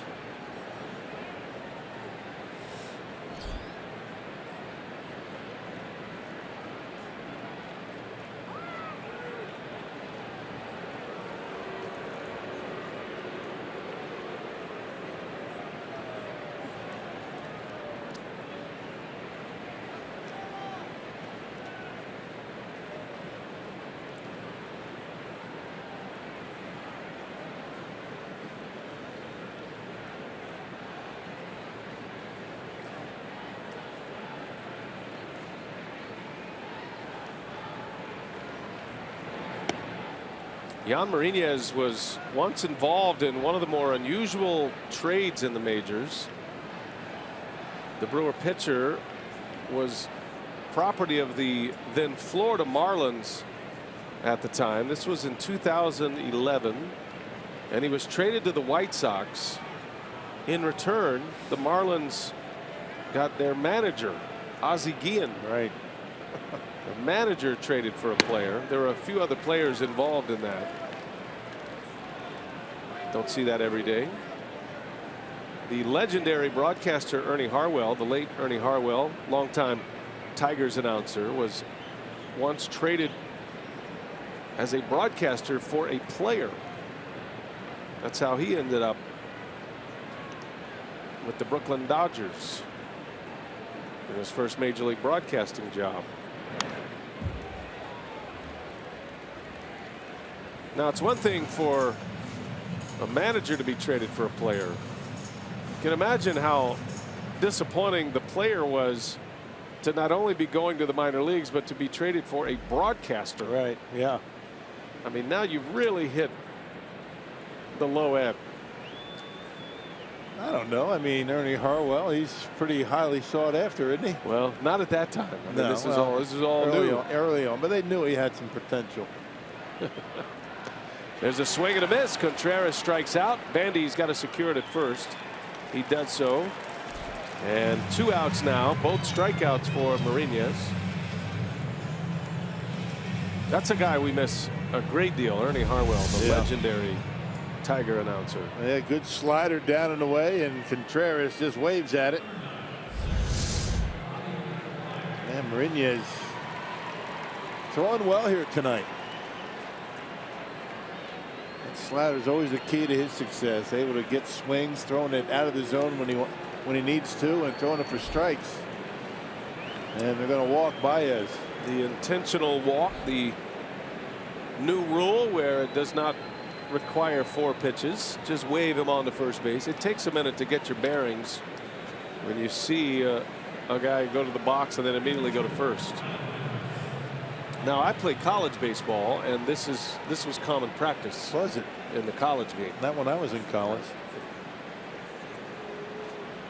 Did you like it then? I never thought twice about it.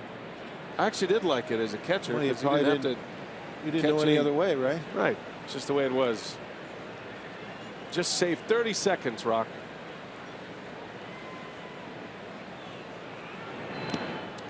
And Bandy knocks it down. Both runners go. Gets too far from him. And so now second and third with 2 away. By the way, if you're wondering who the player that was traded for Ernie Harwell is, we see this wild pitch. It was Cliff Dapper, and he was a catcher. Just to finish the story. Nice. I was wondering. I know you were. I know you knew he was a catcher.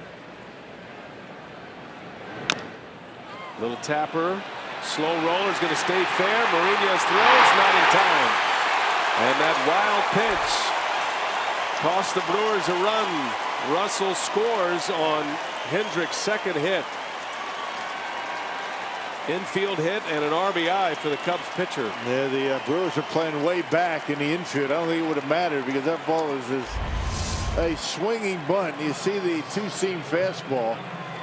A good pitch. He beats it into the ground. The key is, though, that Hendricks is able to make contact. You can see how far back Shaw was. No play for him, and that'll be a base hit and an RBI for Kyle Hendricks. And now the Cubs have him at the corners. This Cubs offense is tough enough to contain without seeing eye hits like that from the pitcher. Well, 8 and 9 in the batting order have been on 4 times. You can't have that. And they've scored 3 runs. Almora's been on twice. Infield single and a walk. First and third, 2 away. And he was late on a fastball.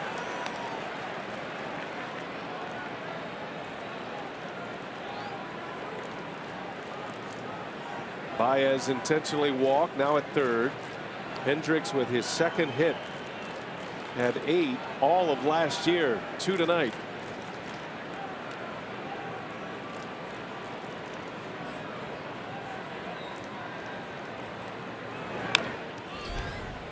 No balls, 2 strikes.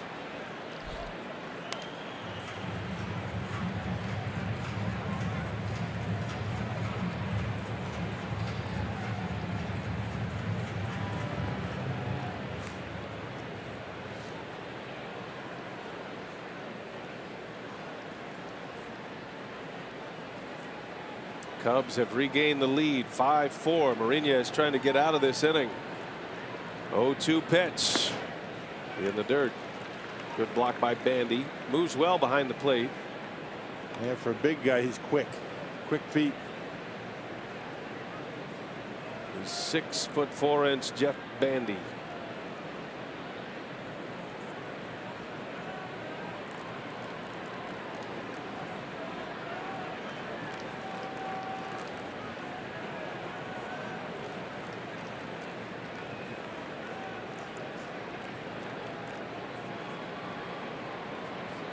Here's a 1-2. Tapper foul. Don't forget the Brewers made a double switch, so Perez will lead off in the bottom of this 5th inning. And then the top of the order after that, VR and Thames. Perez came in for Arcia, who had made the last out in the 4th inning. But when your bullpen's a little ragged, you got to make the necessary adjustments. And Malone out after 4 innings. Mourinho is trying to give the Brewers a few innings now. That's off the glove of Mourinho's. VR retreats and loses the handle, and another run's going to score. Boy, some nickel and dimers by the Chicago Cubs, and they now lead 6-4. No, Mourinho does not touch that baseball. It's going to be an easy out. It would have been right to Jonathan VR. You see where VR is standing, but you know Mourinho doesn't know that. Instincts tell you to go after it. I think even if VR keeps the ball in his glove, it might have been a very tough play. Tried to be a little bit quick with it, lost the handle, and another run in. So a couple of infield hits. Those hurt right there. You're looking at a chance to face the pitcher and get out of the inning. Instead, the pitcher with an infield hit drives in a run. Now Almora with an infield hit for an RBI. And now big trouble coming up here in Schwarber. 6-4 Cubs. They've scored runs in each of the last 3 innings.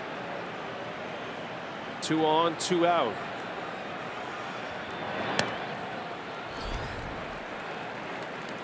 Boy, 8-9 in the batting order for the Cubs with 4 hits. There's a recipe for a disaster for a pitching staff.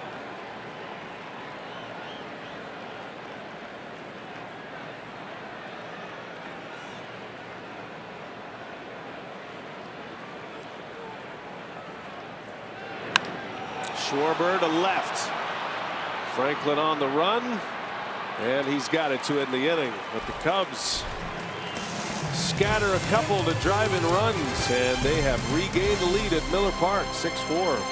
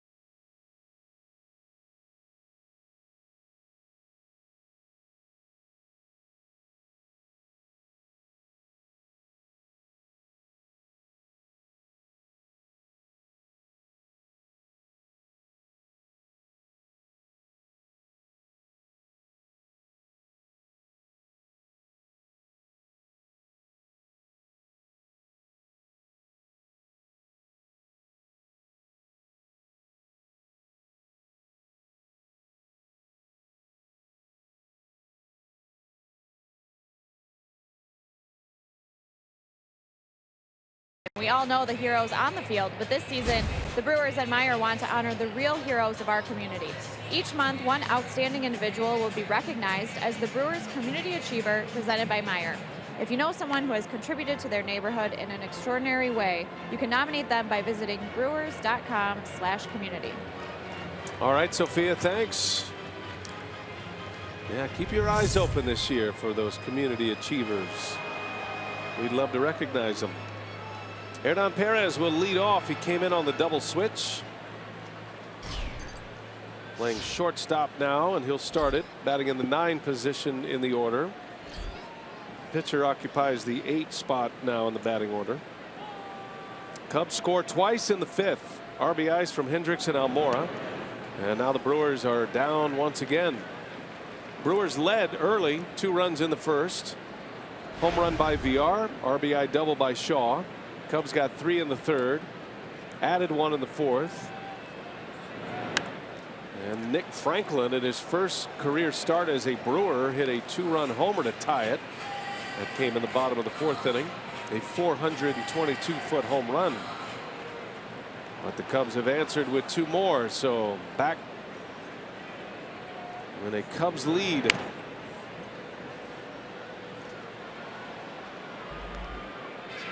Hendricks making his first start of the season. He's given up 4 runs on 4 hits, including 2 homers. Gave up 15 home runs all of last year, pitching half of his games at Wrigley Field. And what a tremendous season he did have. 16-8. Not bad for number 5 starter. Yeah, he slots 5th in the rotation.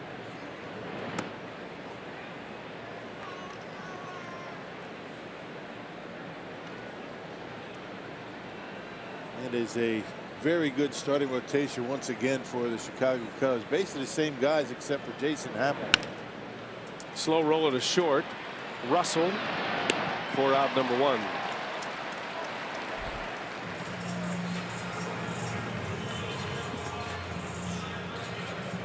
One away, top of the order. Here comes Jonathan VR, who hit his 5th career leadoff homer in the 1st inning. Powerball home run number 2 for VR. And once again, for those who missed it earlier, Ryan Braun not in the lineup tonight. Tightness lower back. And unable to start. And you got to wonder with the off day for the Brewers on Monday, maybe Ryan Braun might be sitting tomorrow as well. Doesn't mean he wouldn't be available to pinch hit. Well, with the off day, you give him 3 days. Get him ready for that road trip. Brewers are headed to Toronto. 2-game series with a playoff team last year, the Blue Jays, and then a series with the Cincinnati Reds. That's the next road trip, and then they'll finish the road trip against these Cubs at Wrigley. April 17, 18, and 19 at Wrigley Field. 9-game road trip to start the road portion of the schedule. Now 2 in Toronto, 4 in Cincinnati, and then the weekday series at Wrigley in Chicago, and a lot of changes at Wrigley. They continue to upgrade that ballpark. 2-2 pitch. VR fouls it off. Look out. It might have hit someone in that Cubs dugout.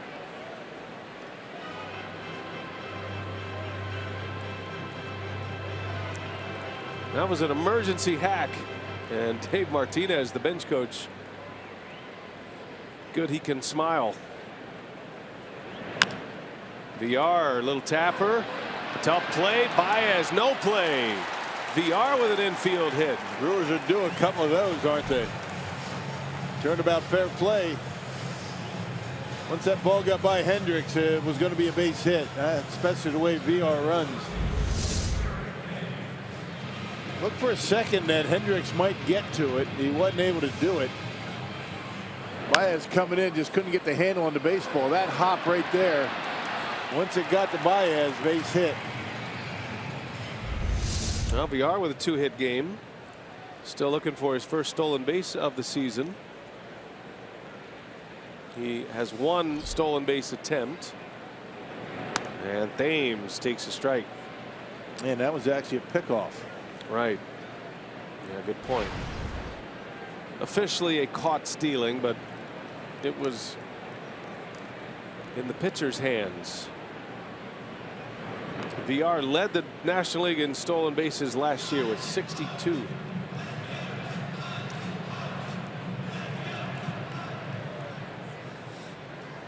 Thames batting in the 2 spot. 1 out of 2 tonight. 5 hits on the season.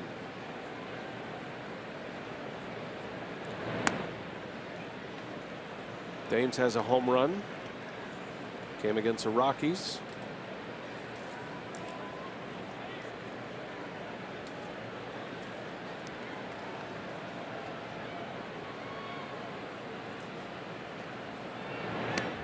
And a cut and a miss. Wednesday was the night Thames put the first one on the board. Home run hitter in Korea. And he got the first one against the Colorado Rockies in his return to the big leagues. There goes VR. Pitches outside. Throw to second. The tag is late. And VR is in there. And Javier Baez, the second baseman, is asking his dugout to take a peek. Well, they were going to look at it anyway. Dave Martinez on the phone right away. You got 30 seconds now to make a decision.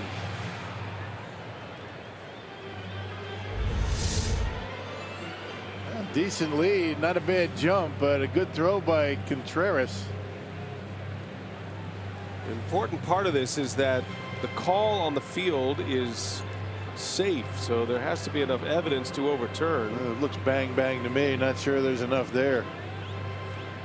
I think he tagged the ground. Yeah, he tagged him late. Never did get the initial tag on VR. They're not going to challenge it. All right, so the first steal of the year for VR. And it puts a runner in scoring position. 2-2 is the count on Thames. Contreras got a nice arm, doesn't he? Cannon. I thought that was going to be an easy stolen base, but the way that ball got down there, right on the money.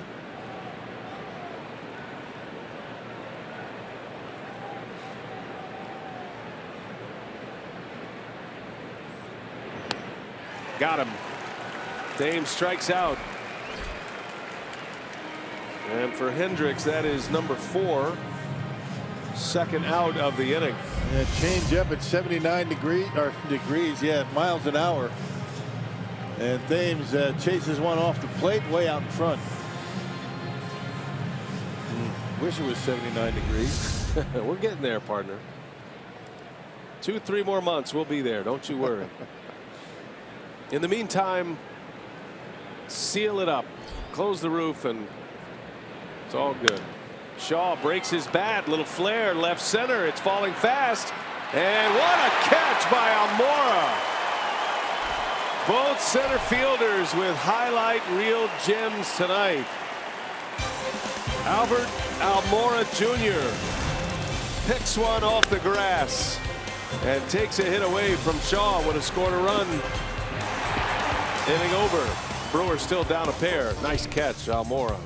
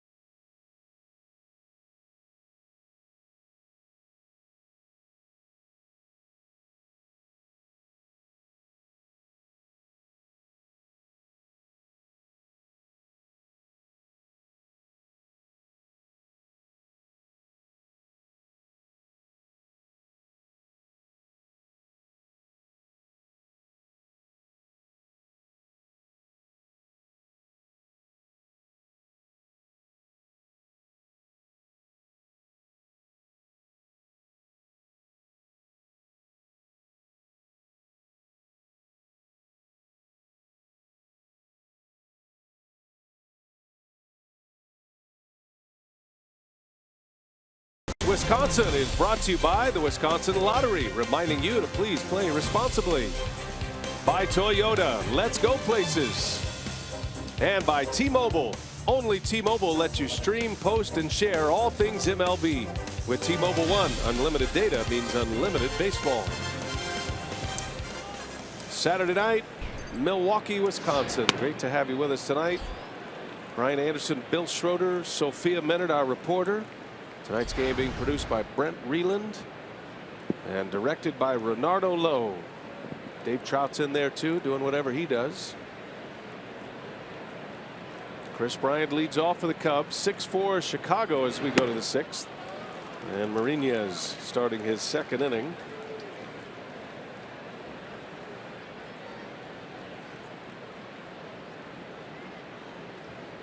I saw Nolan Arenado was back at it, homered off Clayton Kershaw tonight. A first inning home run for Arenado, who hit a decisive home run against the Brewers here on Thursday. And you think about Arenado and Bryant,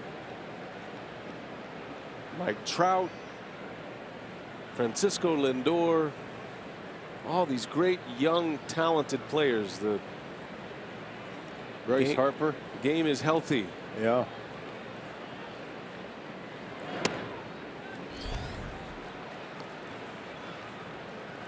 A lot of people are lining up to say who the best young player in the major leagues is, or the best player overall. Bryant can certainly make his case with the Rookie of the Year and the MVP and his, as you mentioned, the World Series title. And a swing and a miss. Marinez strikes him out. That's a good curveball right there. That slider, nasty. Bryant swung through it twice in that at bat. Get him to chase a pitch out of the zone. Just kind of waves at it. Third strikeout for Marinez. 86-mile-an-hour breaking ball from Yan. Key is get ahead in the count. He's got good movement on the fastball, throwing hard, mid-90s. Get ahead in the count and he'll chase it. Anthony Rizzo now with one away. 1 for 3 tonight.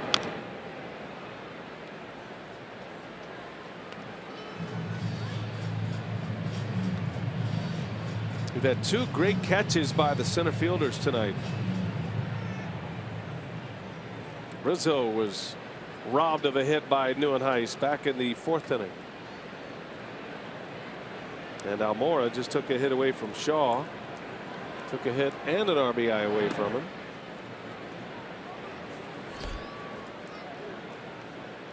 It's been some terrific plays already in this game.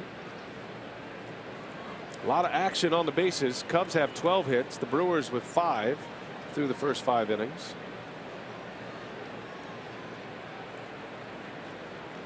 Marinez trying to settle down this big lineup. And it's 1 and 2. Which one's your favorite, Rock? Degree of difficulty. This one by Neuenhuis. Fully stretched out to end an inning. Well, I like the result of the first one better than the second one. This was Almora just a moment ago to end an inning. And nicely done coming in. He's calling it all the way, able to pick it off the grass and end the inning. So we're in agreement. We'll take Neuenhuis.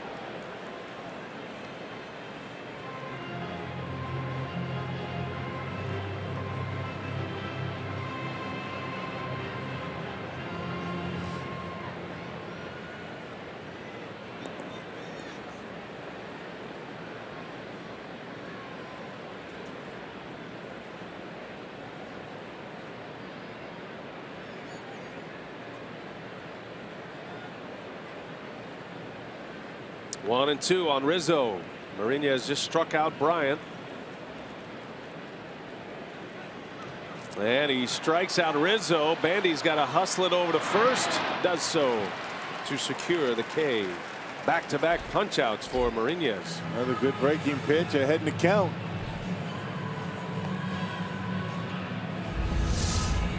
Hey, you get ahead in the count, and these guys are going to be protecting the plate. They're going to be chasing pitches out of the strike zone, and That one bounces. Bandy able to block it, get the out at first base. Don't you wish they threw him that quickly? It's a fancy art right there. Yeah, that's pretty nice. I like that. The burst of pitches. Well done. Speed up game. I wasn't sure what I was seeing there for a second. Oh, you were seeing things? That's a Mourinho stopped, and then all these fireworks started happening. And then you see the last pitch come out of his hand. Really fancy. It's our producer Brent Reeland with all those tools at his disposal.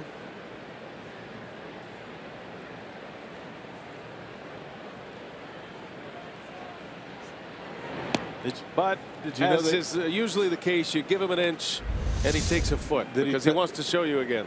Did he tell you what was coming? No. He told me earlier today that they had it. First time I've seen it. I like it. And if it ends up in a strikeout of Anthony Rizzo every time, it'll be great. Sometimes I'm the last to know.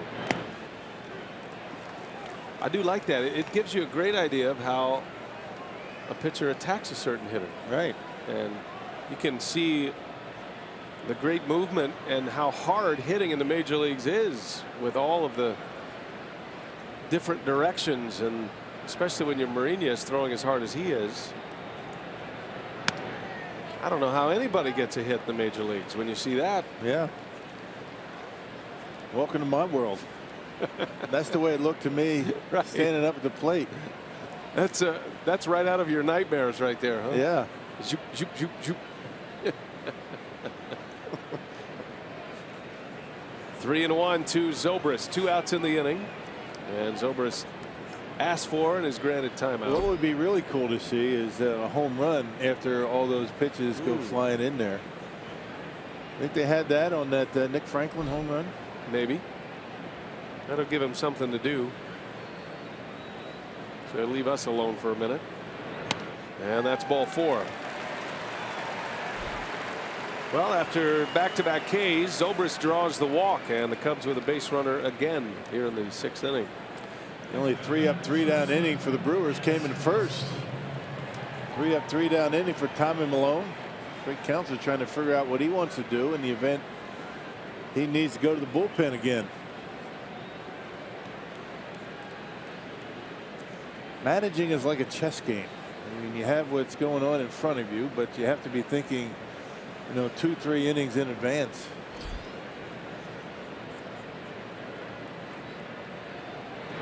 Especially National League managing. Right. American League managing is more like checkers. National League is chess. Is that fair? There's not a lot of decision. No American League manager is making decisions like this. Right. Yeah, keeping the pitcher in there as long as he's effective. You don't have to worry about, you know, getting offense, pinch hitting. Russell swings, rolls one to short. Perez will shovel it over to second for the out, and the inning is over. Brewers are down 2. Got a good game going at Miller Park. Cubs have the lead. Brewers coming to bat.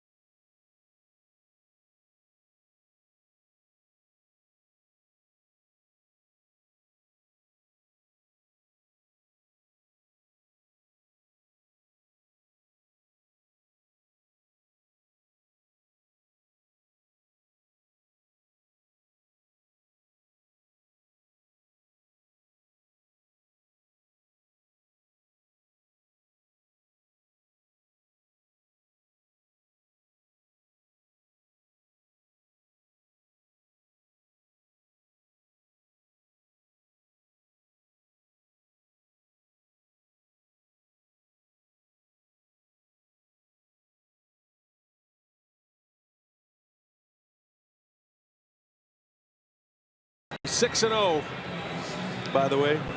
What a streak. What a performance. The hot dog. Cubs lead 6-4 as we go to the bottom of the 6th. And it's time to secure your seats for the postseason as the Bucks make their final push for a playoff spot. Get your playoff 2-pack now for only $55 and guarantee your seat for the first 2 home games. Just go to foxsportswisconsin.com/events for details.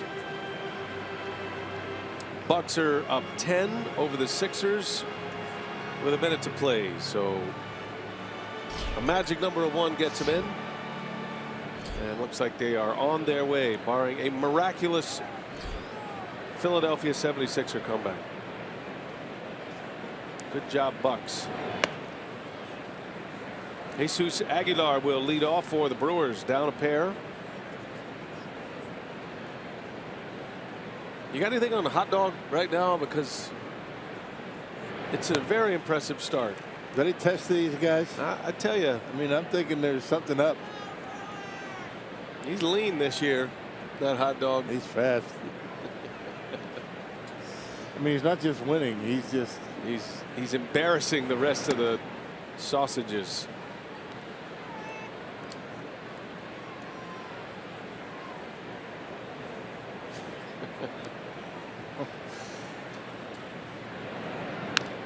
Aguilar fouls it away.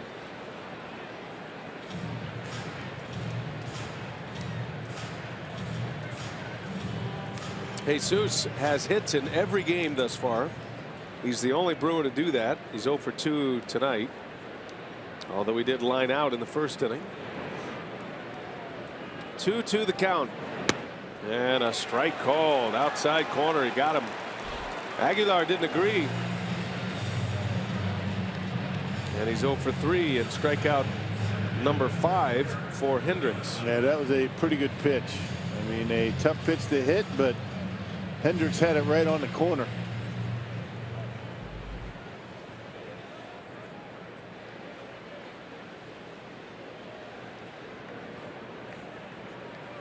Here's Neuenhuis now.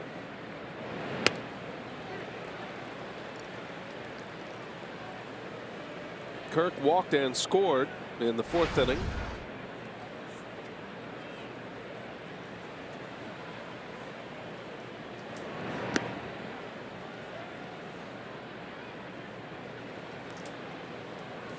One of the real good guys in the game right here, Kirk Neuenhuis. Great teammate. Played his high school ball in Denver. Grew up a Rockies fan. He loved Larry Walker. But his favorite player was Ken Griffey Jr.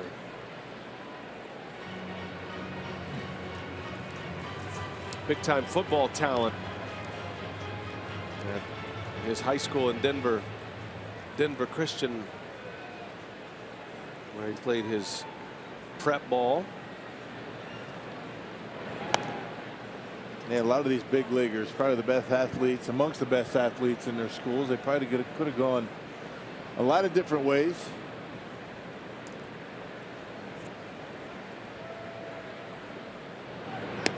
And a wave and a miss. Got about in front.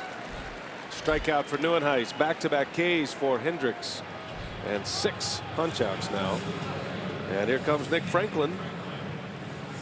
Jimmy John's delivery of the game. Partner, you asked, and they have delivered. They have 2 pitches. One off the plate, and this one deposited into Toyota territory. 422-foot home run. Franklin's first as a Brewer and his first start as a Brewer. And Hendricks goes right back to that breaking ball. Misses. Yeah, I like that that new thing they have down there. That's a good feature. I feel like it needs a name. You know, if it was a hitter, we'd call it a spray chart on the Fox tracks. But what do we call it for the pitcher? A pitch spray chart, a pitch sequence chart.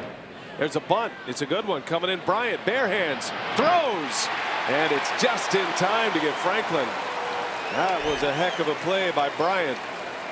And Rizzo hung in there. That was almost a collision.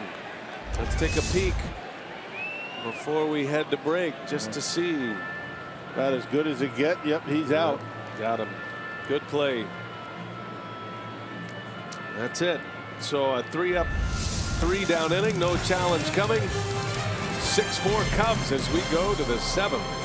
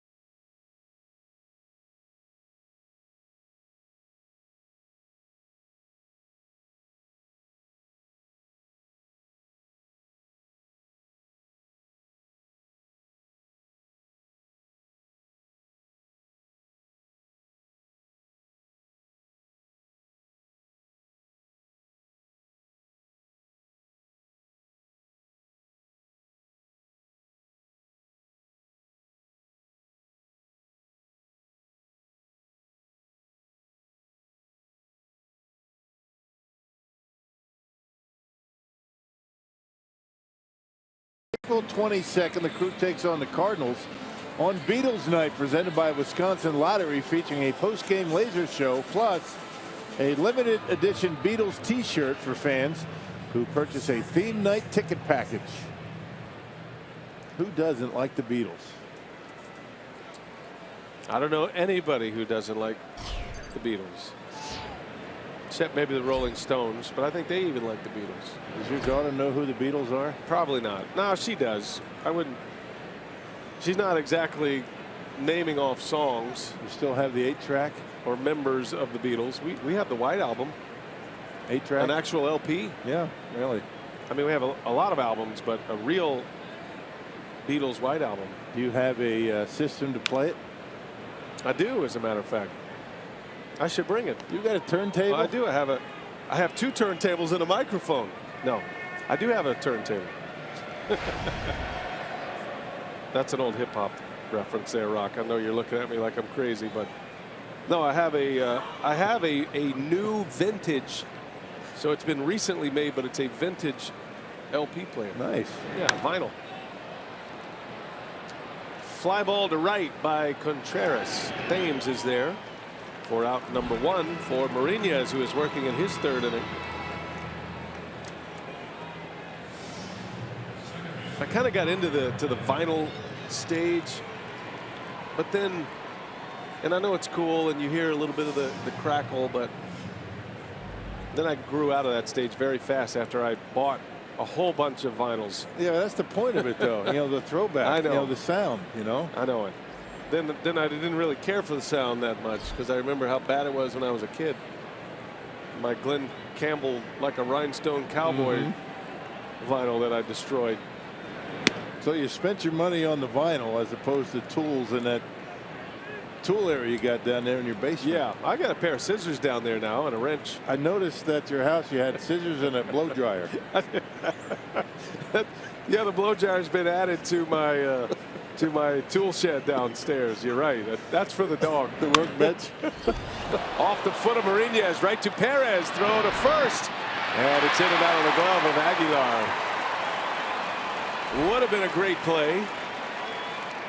And I think if you're Yan Mariñez, the moral of the story tonight is to get out of the way of ground balls. Because they have both turned into hits tonight. Yeah, look where they were playing up the middle. That would have been right to him. Villar would have been able to make that play easily. The second time, you know, Mariñez knocks one down and it turns into a base hit. Pretty good effort by Hernan Perez. Another infield hit, which is the third infield hit for the Cubs. Brewers have one as well. And Counsell's going to make another double switch.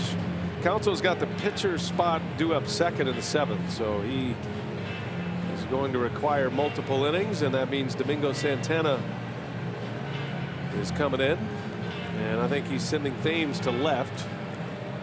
Franklin, the last to hit, is coming out.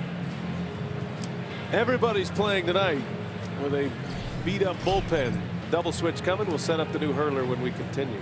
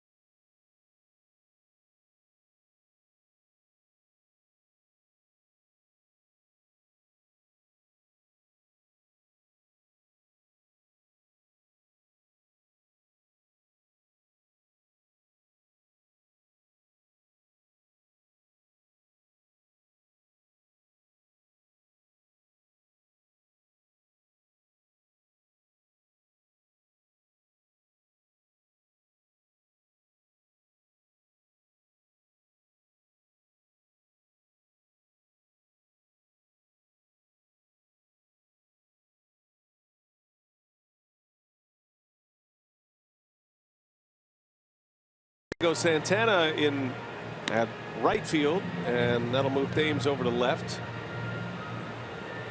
which will take Franklin out of the game, who made the last out.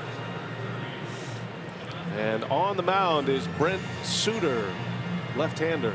Yeah, pitched last night against these Cubs. A third of an inning, struck out a batter. Has yet to allow a run as a reliever over 14 appearances. That's this year and last. So he's done well out of the pen.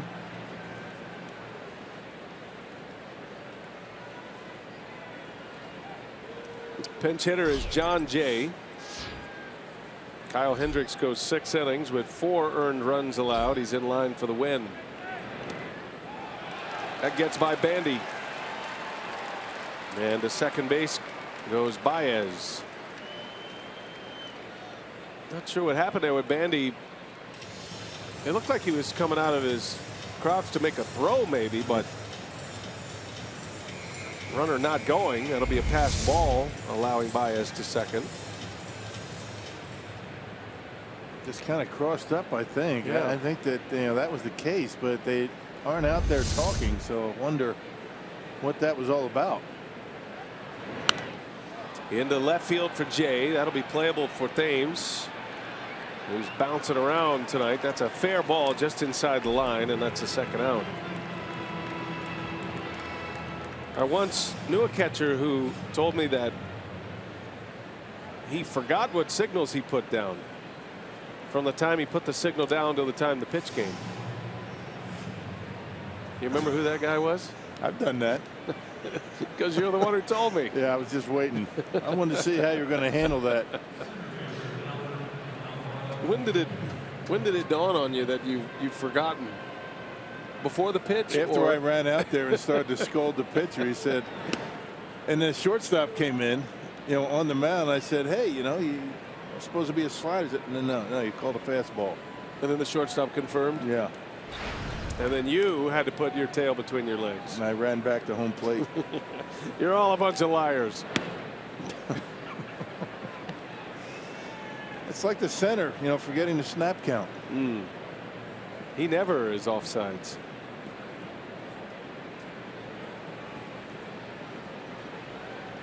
Albert Almora batting with 2 outs. Suter trying to get through this inning and get the Brewers to the plate in the bottom of the 7th, down 2.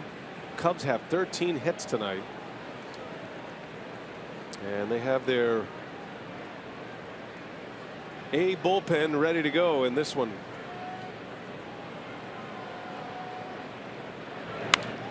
In the air, shallow center field, long run, Neuenhuis can't get it.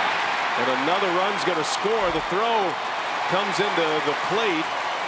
A bad idea by Neuenhuis. Boy. It is a flare that falls, and a lot of flares are falling for the Cubs tonight. Oh, everything. I mean, that ball was up in the air a long time. It's a big run for the Cubs. It's now 7-4. Ball drops, and for some reason Neuenhuis elects to go to home plate, allowing Almora to get to second base. No chance to get the runner with 2 outs. He's running on contact. Took a kind of a circular route to that baseball, kind of a banana route, and threw to the wrong base. No way you're going to get him with 2 outs. He's running on the swing. In that kind of night, the Cubs have found the holes tonight. They've had 3 flares and 2 infield hits. And now a 7-4 lead. Schwarber at the plate with 2 outs.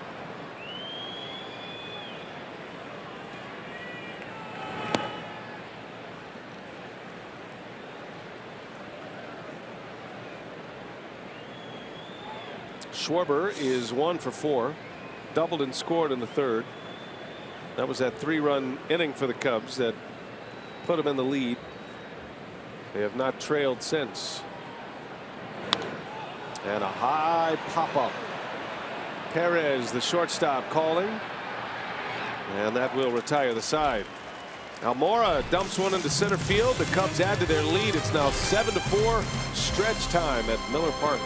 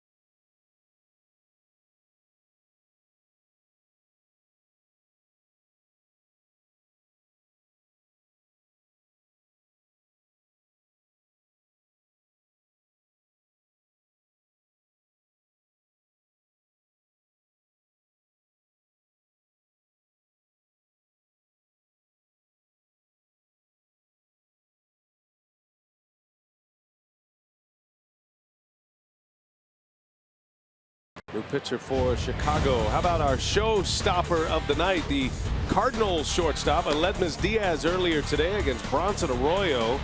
First career multi-home run game for a very talented shortstop. And Aledmys Diaz, he pulled both of them. Every time I see Diaz, I think about the tragic passing of Jose Fernandez last year. Diaz and Fernandez were very close friends. They played Little League together, youth baseball, growing up in Cuba, and he hit a grand slam the day after the funeral for Jose Fernandez. That was a special moment last year. Diaz is a great talent. This National League Central is full of fantastic young shortstops, right? Yeah, no kidding. Pedro Strop is on to pitch for the Cubs after Hendricks goes 6 innings and 4 earned runs. Off to a bit of a slow start. 7.71 ERA and 3 appearances so far this year. Jet Bandy will lead off for Milwaukee.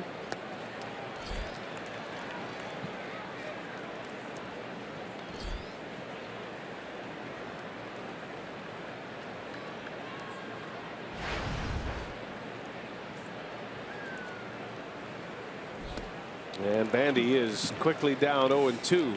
Yeah, Strop, a hard thrower, got a good slider. 54 appearances last year for the Cubs. And a .285 earned run average. Good stuff. This is a pretty good bullpen in Chicago. That ERA for Strop, the runs coming in his first outing of the year against the Cardinals. Gave up 2 runs in an inning. He has come back with back-to-back outings without allowing a run. ERAs for relievers can be deceiving, and when you give up runs early, it could take months to get it back to a respectable number. 0-2 the count on Bandy. And he's able to check his swing. Strop appeared in all 3 games of that Cardinal series. Was off last night. Cubs had a number of pitchers that were down last night. C.J. Edwards, another one. Carl Edwards. And the game went 11 innings. We're kind of wondering why Mike Montgomery was back out there for a 3rd inning, even though he was dealing his first 2 innings, the 9th and the 10th. But Madden was going to let it ride with his big lefty, who has been the losing pitcher for both of the Cubs' losses this season. That's a foul tip, and it's into the mitt of Contreras, a strikeout. I think Bandy is saying it hit the ground.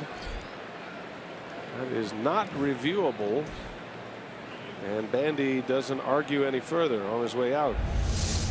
Well, you give him the slider down in the strike zone. Let's see where it goes. No, that didn't hit the dirt. Good call, Laz Diaz, home plate umpire. Contreras able to pick it off the ground. There's Santana's first at bat. Umpires will tell you they use their ears as much as their eyes on calls like that. The foul tip. You'll hear 3 sounds if that's the case. Bat, ground, glove.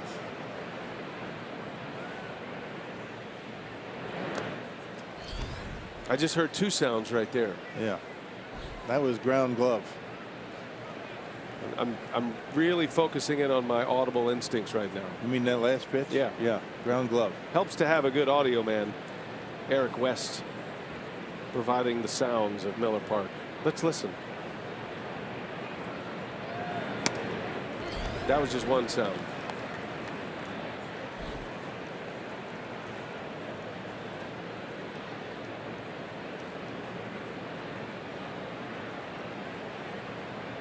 Two and 1 to Santana. Takes strike 2.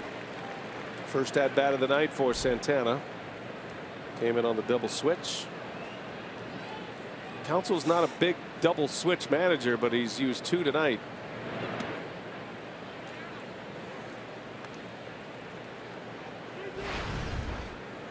This has a chance to be a slider. We should listen. He just threw one. 1 sound or 2.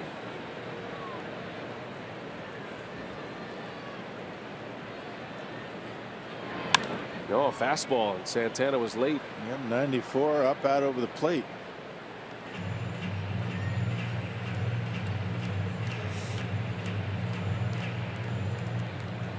Rangers to the Orioles to the Cubs, Pedro Strop. He was there before the Cubs started their run, part of the rebuild.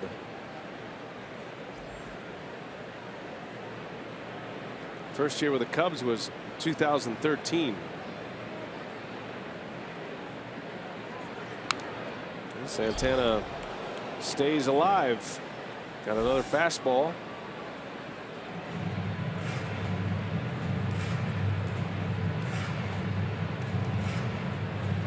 First trip to the mound for Contreras. He makes a lot of trips to the mound. I feel like all of his visits to the mound are with 2 strikes. Yeah. Usually it's 0-2 or 1-2.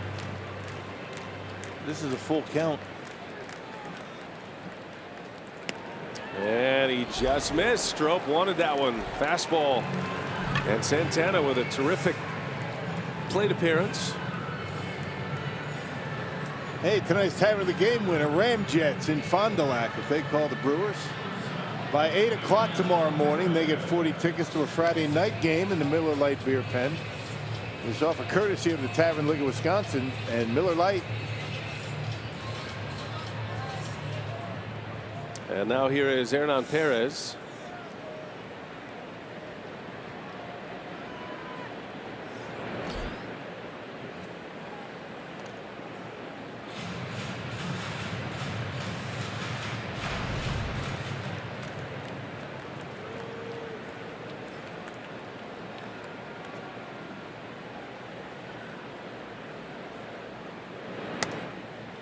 Well, you never know. Perez can give the Brewers a quick strike.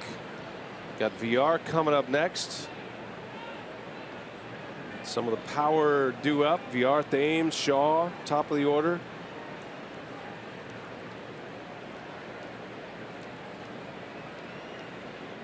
7-4 Cubs. They just got a big run in the top of the 7th inning on a little flare single by Almora. That's a wicked slider. Yeah, bought a 1-0 pitch. You had to figure Perez thinking fastball. Got that short arm delivery too, and that ball just jumps out of his hand. Very deceptive.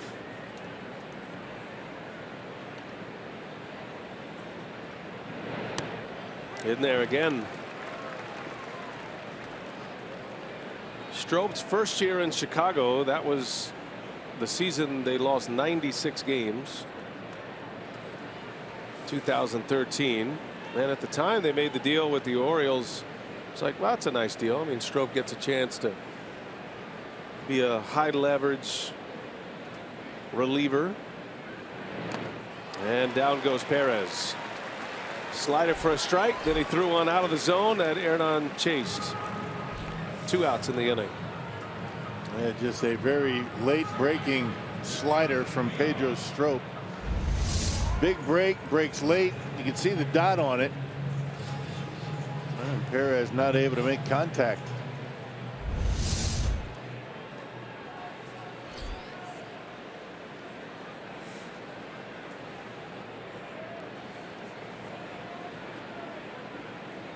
Well, VR now. Pays to be a switch hitter when you have a pitcher like Strop. And that skips in, gets by. Santana goes to second base. Wild pitch from Strop. It's always been an issue for Pedro Strop, wild pitches, but that's the first one in this inning. He's bounced a couple, but Contreras has been able to handle it, not that one. Had 7 wild pitches last year. Base hit, could score a run here with 2 outs. And VR fouls it away. He was late.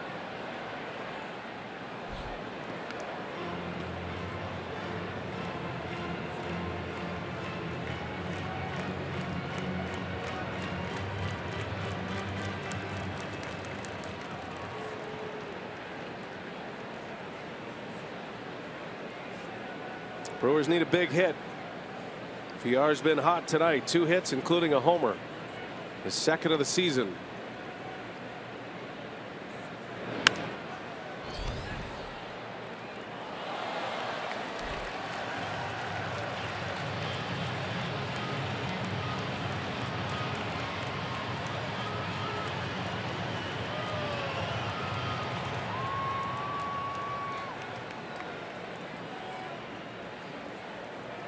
Pedro Strop in relief of Hendricks, the ERA champ last year, his first start of the year. And that one is down and in. You got to figure with how late that slider breaks for Strop. It's got to be a tough pitch to lay off of. For a left-handed hitter, looking good coming in and just kind of disappears down and in on you. That was a good take by Jonathan VR.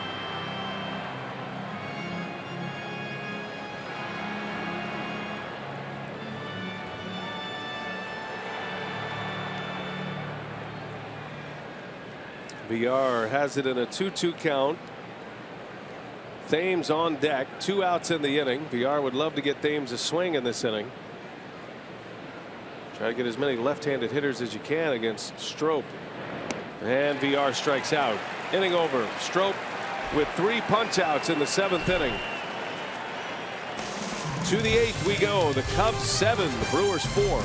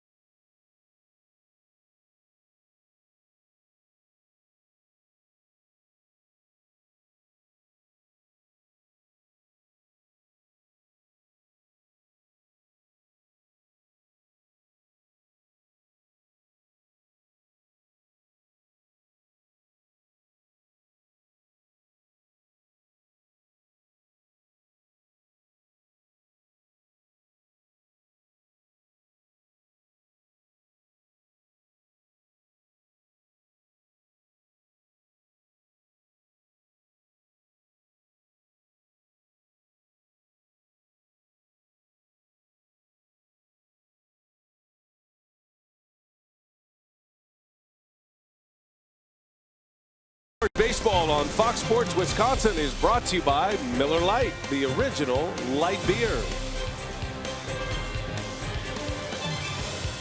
Sellout crowd at Miller Park. 43,000 plus on hand. 7-4 Cubs as we go to the 8th inning now. And Brent Suter is back on the mound facing Chris Bryant.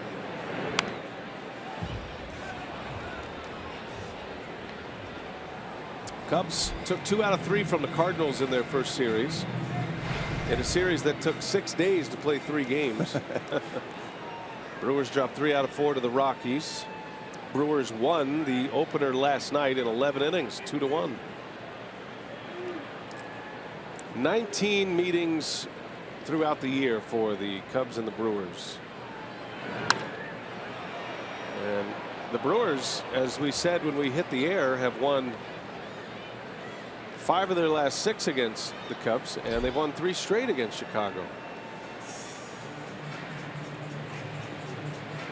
Well, it's been the pitching. It really has. I mean, if you remember going back to last September, the Brewers had the best earned run average of any pitching staff in the league, and having a pretty good time of it so far this year. Now, you think about this game right here. The Cubs have 7 runs, but there haven't been that many hard hit balls. Now that doesn't make any difference. It's still 7-4. There's been a lot of infield hits. There have been 4 infield hits. A lot of flares like this. And Santana has a long way to go. Cannot come up with it. Bryant ends up at second base. How many of those have there been? 3 or 4? 3 or 4 of those. You've got 4 infield hits. That's a hustle double for Bryant. Yeah, and Bryant got 3 hits. A good pitch by Suter. Santana trying to get there. He got a glove on it, but not able to hold on to it. And yet another hit like that for the Cubs. I mean, they've got 15 hits, taking nothing away from the Cubs. Almost for Santana. But there have been a lot of hits like that tonight. Brewers outfielders play deep, and it has cost them. Bryant is 3 for 5 with 3 RBIs tonight. Here's Rizzo now.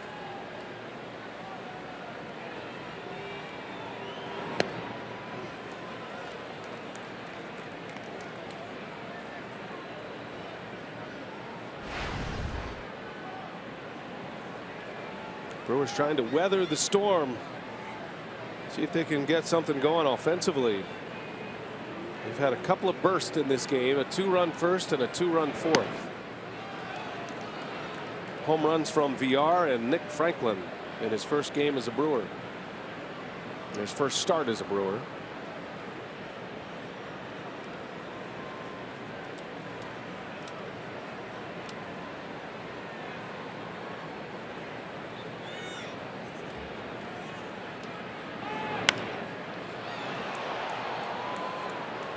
You're seeing tonight the aftershock of Junior Guerra on the disabled list. Injured his calf on Monday, opening day.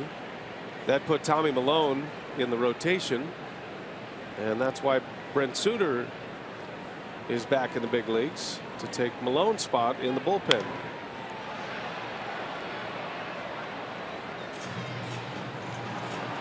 And you're talking about your opening day starter, your #1 guy out of the gates. He's going to be out for a while, and that hurts.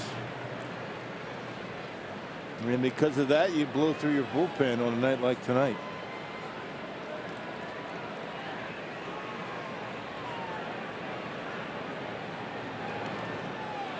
Gets by Bandy, and Bryant to third base. That'll be a wild pitch.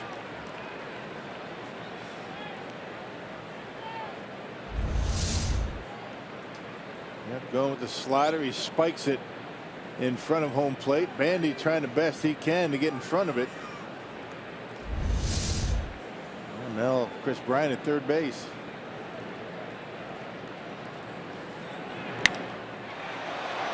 Down the left field line. Slicing foul. Kind of an awkward swing, but went a long way.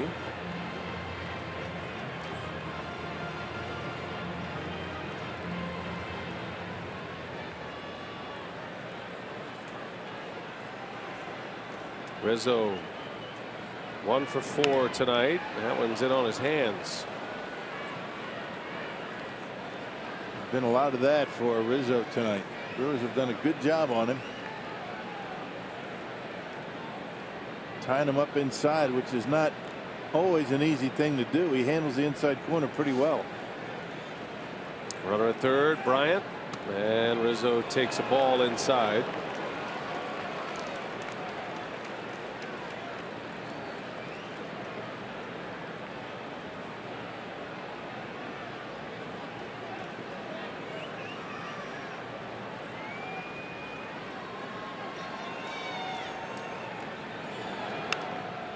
Another one in there that Rizzo fights off.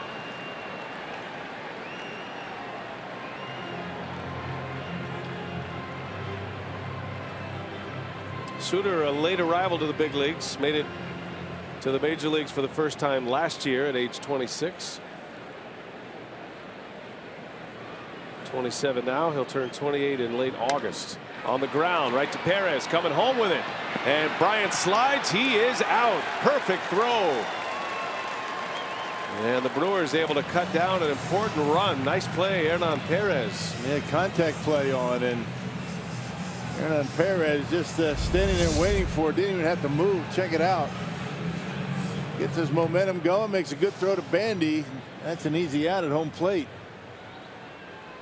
So Suter wins that battle. It was a 10-pitch at bat. They get the out at home. Well, the game has changed so much in that area. That was a guaranteed collision just a few years ago. And for a catcher, it's just interesting watching Bandy. And all catchers now, they know they're not going to get plowed at the plate. So the mask is off. They're out in front. They're one-handed catches. Used to be you had to protect yourself, right? Yeah. You had to get in a position where you were going to receive a shot. Well, you received the shot because you're in front of home plate. I mean, even back in the old days, I mean, we did have that situation with Buster Posey, but if you're in front of home plate doing a swipe tag, chances are you're not going to get run over. Every now and again it might happen. Well, you watch Bandy right here. You cannot block home plate until you have the baseball. He is not even close. That is a perfect job by Bandy not to get that foot in front of home plate too early. It's a perfect example of how a player is, both players, the runner and the catcher, are protected, because it's not just catchers that are injured in those collisions. Remember, J.J. Hardy here broke his ankle sliding into home plate.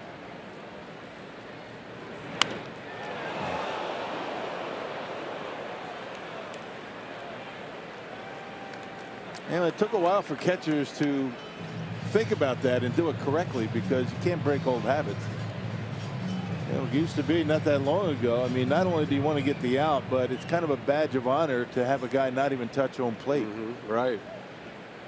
Not anymore. Full count, and it is high for balls. Zobrist draws the walk. Well, it's great that players are protected now, but it is interesting just thinking back. I mean, if you're making that play in your heyday, you probably camped down right there in front of home plate. Right. You got that knee right down the line, ready to make contact, and Chris Bryant's probably ready to run you over. Right. Completely different mindset these days.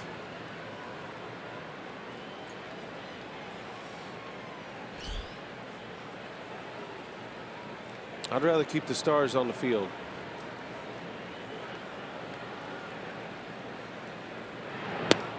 Well, the Stars could choose not to do it. But they did, like you said. I mean, I do miss the idea of, one of my favorite catchers growing up, other than Bill Schroeder, was Mike Scioscia. And nobody plopped himself in front of home plate like he just sat down in front of home plate. And you couldn't move him. You had to jump over him. he would just go fire hydrant right there. Run into a brick wall.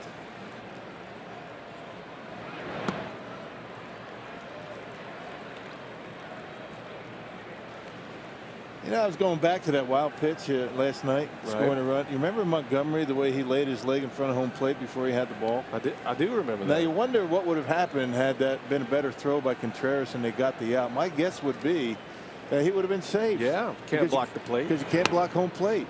It's not just a catcher rule. This was the play. And watch Montgomery, the pitcher, coming into home plate. And he slides in. You know, the question would have been, is he trying to just make a play on a ball, or did he purposefully try to prevent the runner from getting to the plate? Well, that's what I'm saying. I mean, it would have been close. Yeah, it would have. It would have been gutsy call by Jeff Nelson, the home plate umpire, had he been tagged out to call him safe in that situation. It was so bang bang. But you wonder if Craig Counsell would have gone to a review. I guess he would.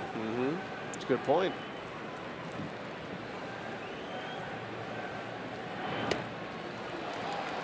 Swing and a miss from Russell, and it's 3-2 now. Only time you can block the plate or your body can be in front of the plate is when the throw leads you there, and that would have been the determining factor, right? But that wouldn't have been the case here, because the throw is on the other side of the plate. Right. Yeah, if he catches it, Braun never got to the plate. There's ball 4, and the bases are loaded full of Cubs. Well, that was a pretty good pitch. I'm not sure with Laz Diaz why you call that a ball, but that was a good pitch. I mean, if that's not a strike, I mean, it's going to be tough to get outs in this league. There you see the line right at the bottom of the strike zone. Those are the ones you got to ring up.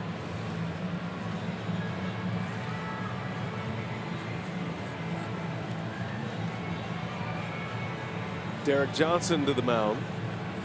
Nobody getting loose. This is Suter's inning.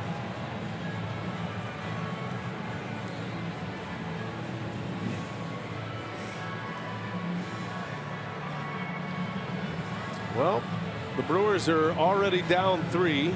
Cubs are trying to bust it wide open now. There is one out. Suter desperately needing a ground ball double play off the bat of Contreras, who has bounced into a double play already tonight. That was his first at bat in the 2nd inning.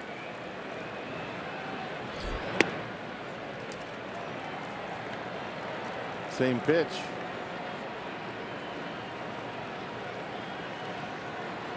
I don't know how you can speed the game up. Yeah, I got a great You know, I got a great idea. I got one way you can do it. Yeah, call strikes. And call strikes. Not asking for pitches off the plate to be called strikes, but when they're in the box, ring them up.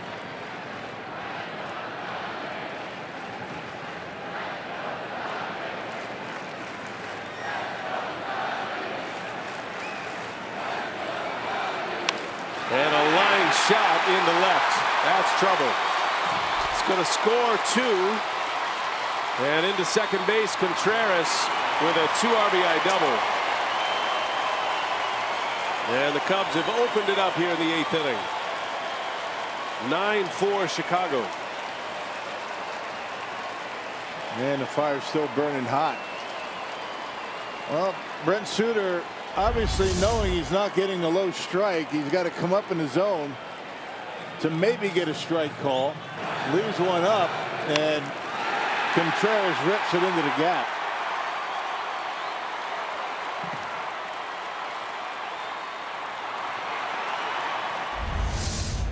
"16 hits for the Cubs tonight.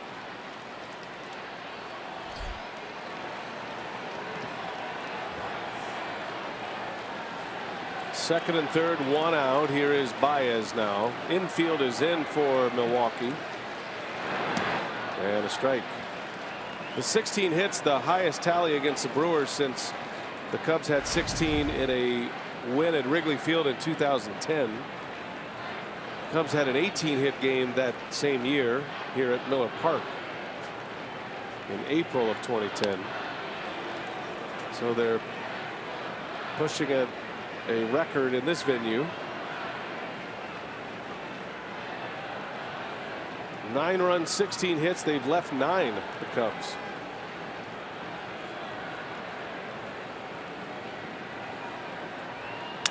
Broken bat, little flare. That's going to fall. And the throw to the plate, attempted to be cut off. 2 more runs are in. 11-4 Chicago.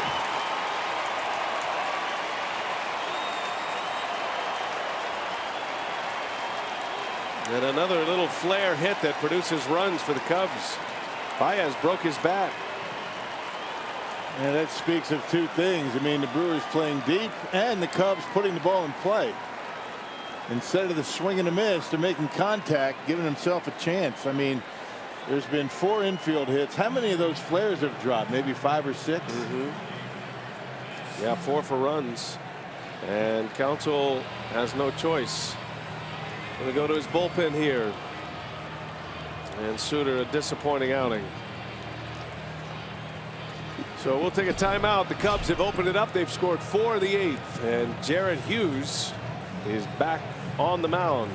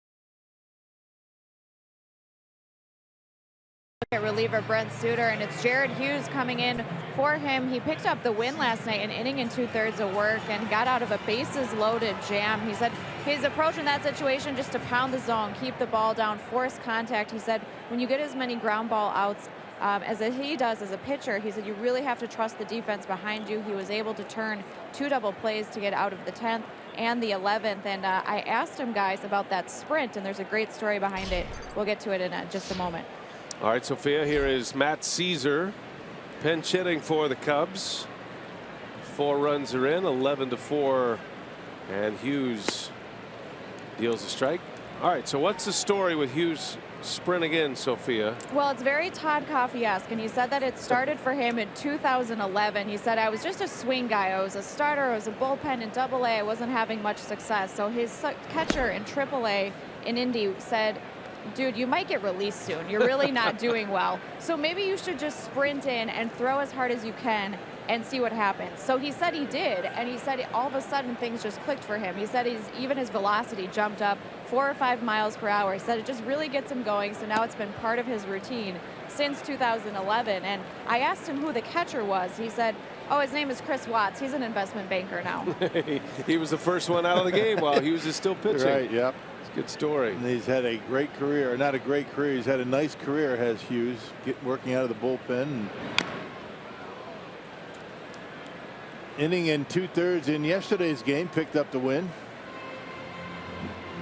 If you haven't seen Hughes enter from the bullpen, this is it. And it's a full high stepping sprint.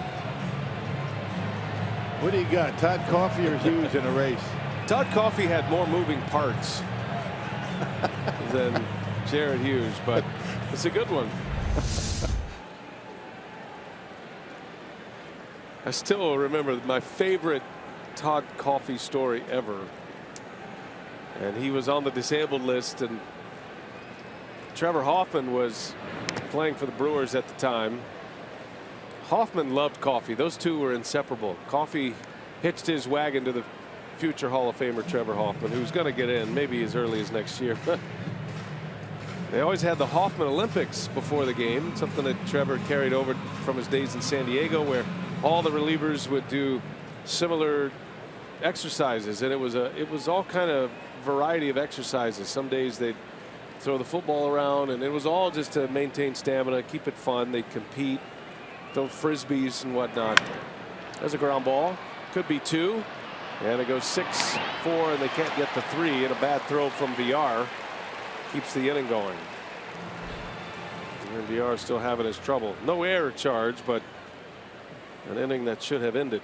It would have been a relatively routine double play. Craig Counsell seems as though he's getting a little irritated in that dugout. Anyway, so Coffey's on the disabled list. He was unable to jog, and on this particular day, Trevor Hoffman is taking all of the relievers out of Miller Park on a run down towards Potawatomi, and Coffey was trying to get out of it, and Trevor said, no, we all stick together. So he brought in one of those flatbed golf carts, and they strapped down a bike, an exercise bike, yeah. And he made Coffey get on the exercise bike and pedal his way while one of the clubhouse attendants drove the flatbed cart with Coffey on the back with the rest of the team. and I actually saw them all out there, yeah, as I was coming into the ballpark, and there's all these Brewer relievers running, and then there's Coffey on the exercise bike, right, being driven around on a flatbed. They're all sweating. He's just cruising along. What a visual that was.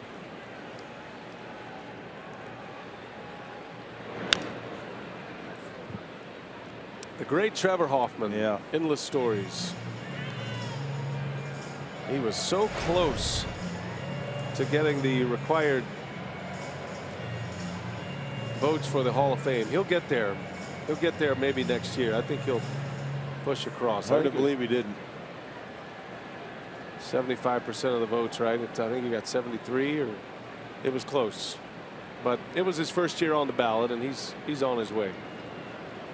Still one of the greats. There's a called strike 3, and Hughes, with his Iron Man effort, jogs off the mound, this time 11-4 Cubs.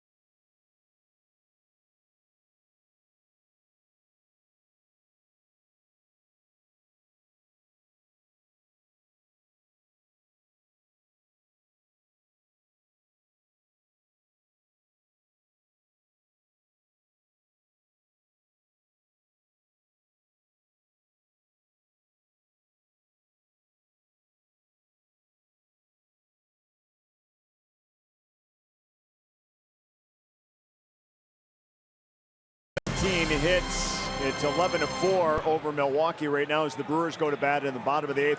We're getting set for Brewers Live postgame presented by Ascension. I think one of the things we'll talk about, we talked a little bit earlier, was the bullpen getting a little taxed in the first week of the season, which you normally don't see. Yeah, you do see it. You know, you look at, they've gotten a lot of work in each of the games. Tonight went out there and just didn't have it all to get them through a couple innings, keep the Brewers in the ball game. All right, there's our slate of things to come on Brewers Live postgame presented by Ascension coming up right after the ball game, BA. All right, Craig and Augie, thanks. And here is strike one from Justin Grimm to Eric Dames. Grimm in there for the Cubs. They have used Hendricks for 6th, the starter, who is in line for the win. Strop pitched a scoreless 7th, and now Grimm for the 8th. Cubs in control on a 17-hit barrage. Well, you knew they were going to snap out of it at some point. You know, Chris Bryant came into this series hitless. Rizzo, no RBIs. You knew that wasn't going to last forever. And Thames is out on strikes.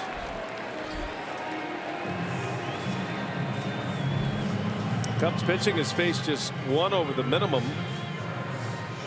since the end of the 4th inning. At the plate presented by Wendy's for Travis Shaw. Got an RBI double in the 1st, robbed of a hit and an RBI in the 5th inning. Reached base in all 6 games for the Brewers. He's hit in 5 of the 6.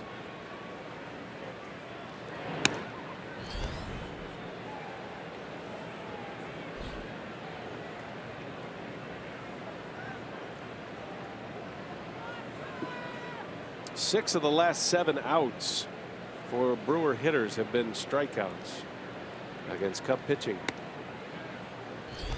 Bullpen has some good arms. And when those guys come in, each and every one of them has pretty good stuff on that baseball. Strop, Grimm, Rondon, Edwards. We haven't seen him. He can bring it. Wade Davis, the new closer of the Cubs. Aroldis Chapman back with the Yankees. That was a big pickup for Chicago last year. Game changer for them.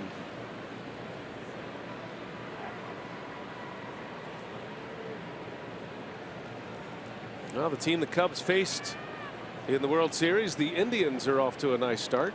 Cleveland, the American League champions, off to a 3-1 start as Shaw draws the walk.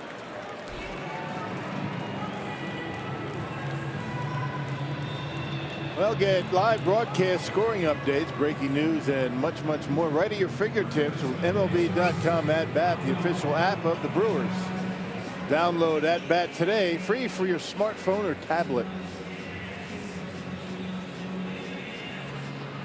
Here's Jesus Aguilar putting a 5-game hitting streak on the line tonight. He's 0 for 3. Lined out in the 1st and a couple of strikeouts since.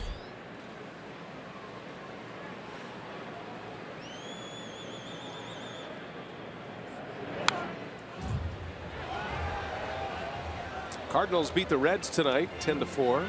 Michael Wacha got the win for St. Louis.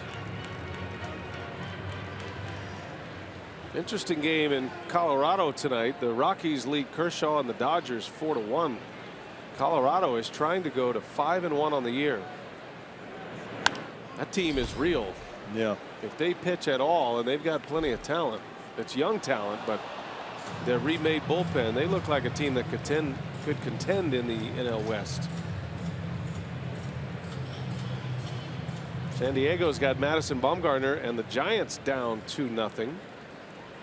Padres won last night. Giants are 1-4 to start the year and trailing with their ace on the mound tonight.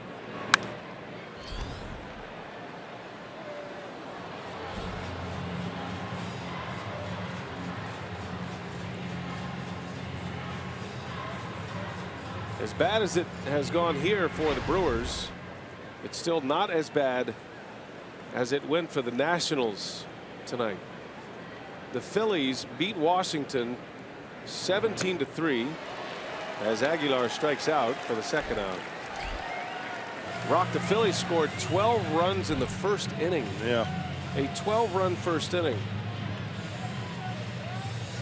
Not a whole lot of mystery the rest of the way, is there?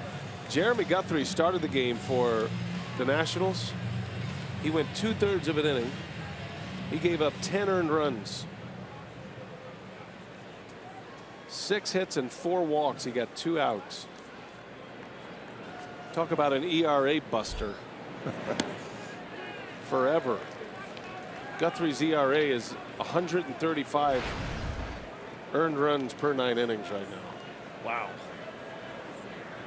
I mean, he's going to have to do a lot of good pitching to get that back to normal, right? At this point, you'd say if he could get it down to 5 by the end of the year, he'd have a successful year. 10 earned runs in 2/3 of an inning. And there were no home runs in that inning, by the way. By the fighting Phillies. Is it surprising to you that the Twins finally lost the game? That is a surprise. I thought they were going to win all 162 this year. They came in today 4-1. They got beat by the White Sox. 6-2 White Sox. Beat the blistering hot Twins, who had the worst record in the major leagues last year. Good for them. Good for Paul Molitor. Yeah.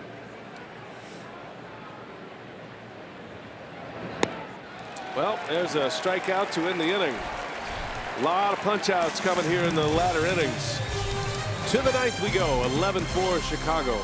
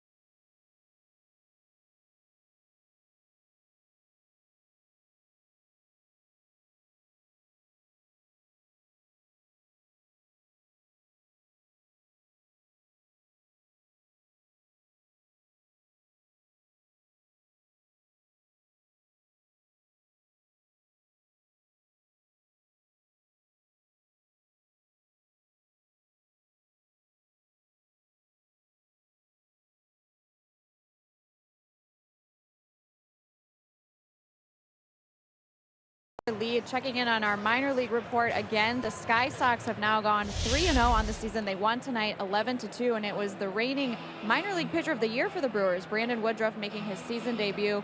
Hit 6 1/3 innings of work, 5-hit shutout for him, 4 strikeouts on the night as well. It's his first season in AAA. His work last year came in Biloxi, and again, he was the minor league pitcher of the year last year with an earned run average of .268. You see there his minor league numbers, a 19-18 record in 55 starts.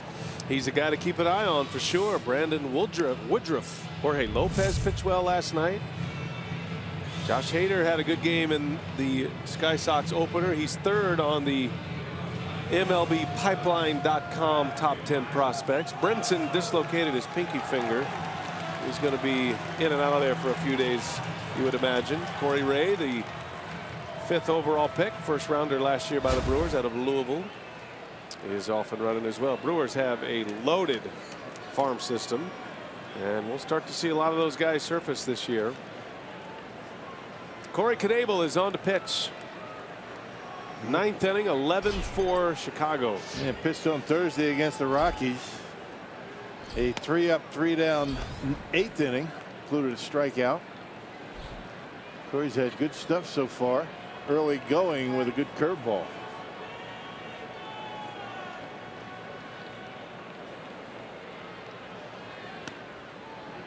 Schwarber takes a strike. We'll do it again tomorrow. It's an afternoon game, Sunday afternoon at Miller Park. Maybe the roof will be open. Going to be in the 70s, isn't it? Low 70s. The Cubs changed up their rotation, and they're going to have Jake Arrieta start tomorrow. Jake Arrieta against Zach Davies. That looks like a good one. My weather app says 70 degrees tomorrow. All right. That's roof open weather. You think? Calling it. First time of the year. That's a Miller Lite. What's on tap? 12:30 airtime tomorrow on Fox Sports Wisconsin. Yeah, pretty good job by Arrieta. His first time out. 6 shutout innings. That was against St. Louis. There was a lot of talk about his velocity being down in that game, but he put up the zeros against the Cardinals. There's a swing and a miss. Schwarber strikes out. And one away for Knebel.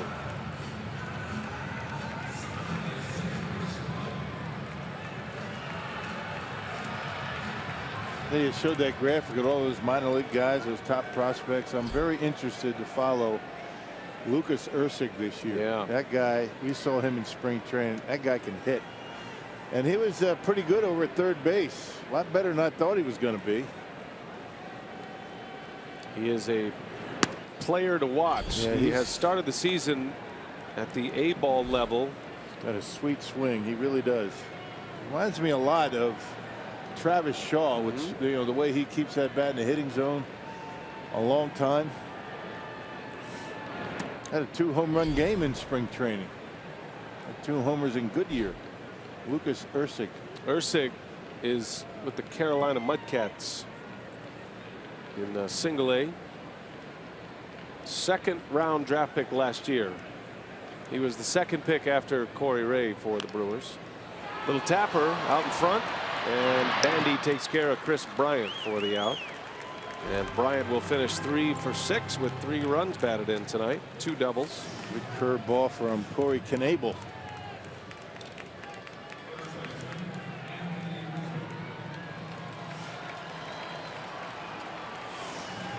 You can't tell a lot from spring training, but if you had to make a definitive statement about Ursig without the benefit of knowing what he'll do in his minor league career, you'd say his bat is big league ready. Yeah. Well, you can tell a guy, you know, just by the way he handles himself in the batter's box. And the Brewers had a number of young players that, you know, had this kind of a feel to them. Just their swing. I mean, their presence in the batter's box. They have a long, you know, they have some work to do, of course, defensively, but you can just tell a hitter when he stands there in the box.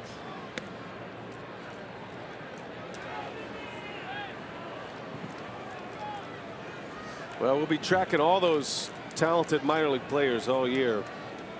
It's part of the fun of coming to the ballpark here. Hopefully the big league Brewers can hold their own this season. And you know, there's a lot of talent coming. It was a very enjoyable spring training, I'll tell you that. Just watching these players come up and not afraid when they got a chance.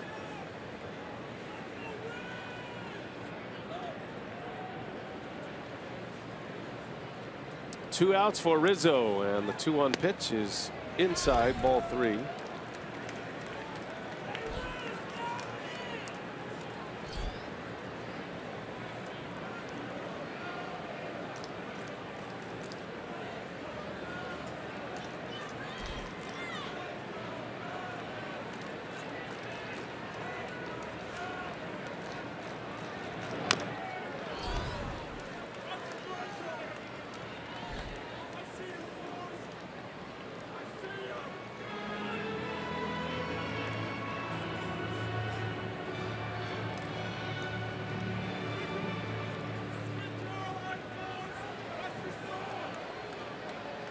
Full count to Rizzo. Knebel trying to get the Brewers to the plate. Rizzo hangs in there.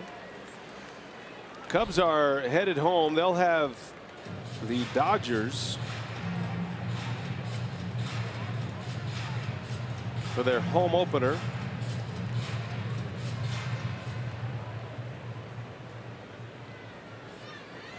NLCS rematch.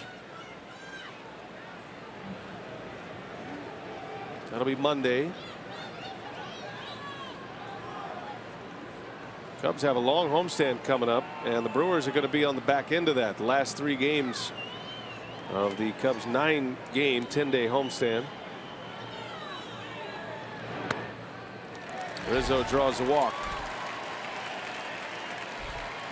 2-out walk. And here comes Zobrist. Have you seen some of the changes at Wrigley? That area they've been working on outside the third base grandstand is now all finished, and they have, I mean, there's a commons area there for fans, and there's a lot of construction there. But most noticeably, or notably inside the stadium, is the bullpens have been removed from the field. Nice play by Knebel to get Zobrist. And the inning is over, and the Brewers are coming up. Brewers need 7 to tie. Might as well get 8.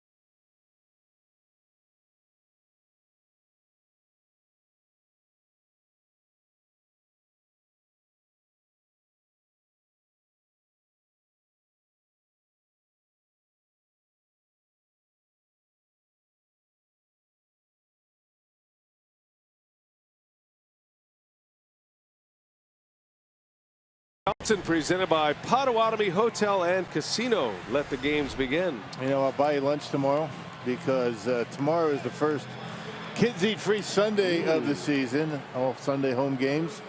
Kids 14 and under get a free lunch voucher, good for a hot dog, applesauce, bottled water, and an ice cream treat, courtesy of Pick and Save and Blue Bunny. I'll save my applesauce for you. I like applesauce. Big fan. That's not your first choice in that particular arrangement, though, I'm guessing. It'd be close. Start with the ice cream. Ice cream treat, applesauce, yeah. Keon Broxton's going to pinch hit as we go to the bottom of the 9th inning. You do kid, right? I mean, the hot dog's first. Don't want to spoil your dinner, children. When's the next episode of Baseball with Bill coming out? I have no idea. Didn't they just break one out? Maybe. I'm not sure. Episode 3 has just been released. I know, yeah. I've just had one come out. I don't know. I when just the next remembered one. that episode 3. Yeah, I bet you did. Was just released. I have not seen that one yet, but I'm on it. Do you remember what episode 3 was about? I didn't cut them up. I mean, I don't know. I haven't seen them. I lived them. It's full of hilarity, I'm sure. That'd be a good pregame segment for tomorrow. I think episode 3, I'm just remembering again, that episode 3 is about wearing suits and ties at the ballpark, which I know you enjoy. Yeah, we'll be knotted up again tomorrow. Mm-hmm. I'm going to go bow tie tomorrow. That would be breaking news. We'll alert the local media. 2-1 to Keon Broxton, and he lines one to right. Nicely done. There is a backstory to that base hit, and good for Keon, who was hit in the face on Thursday by a fastball. Fractured his nose. You see the black eyes there. That little sea guard saved him from major damage, and has not missed a game. That's a good swing right there. I mean, really no fear in Keon Broxton after getting hit like that. On the pitch away, he goes right with it, hangs right in there. And his first hit of the season, post beanball. Here's Jet Bandy now.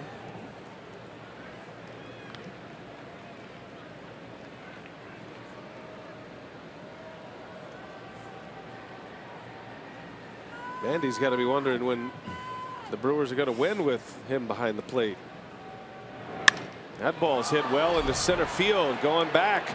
Almora running out of room. It is gone. A 2-run home run by Bandy. Dead central it goes. First home run as a Brewer. And Jet Bandy makes it an 11-6 game. Well, he really pulls the hands in nicely. We've seen him do that a number of times already this year. On a ball you would think he'd pulls the hands in and barrels it up and shoots that one out of here to center.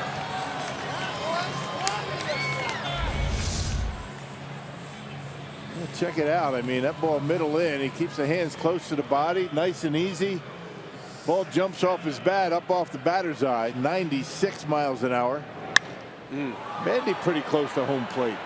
Had the sound, didn't it?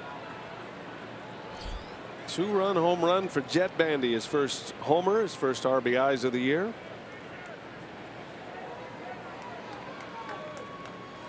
And the Brewers are within 5 with Santana.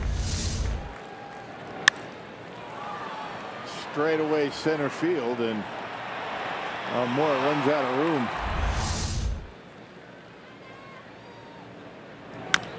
Chopper up the middle, going to be a tough play. Baez rounds it, throws it, and just in time to get Santana. Nice play by Javier Baez. Got a good arm. He's another guy fortunate to be on the field after that collision with Hayward yesterday. Well, the tough part is getting the ball out of the glove and able to shoot it sidearm with something on it, and he gets the out. Shortstop by trade, has a very strong throwing arm. And one away for Hernan Perez.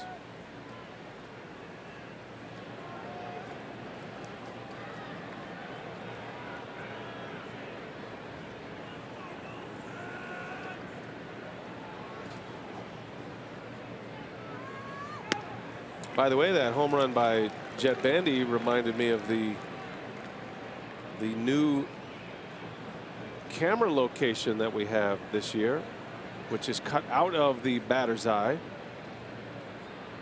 Wonder if we might get a home run ball in there. Gives it a different look. We've lined it up in line with the mound and home plate. Who's back there in the dark? We don't like to keep that particular cameraman in the public.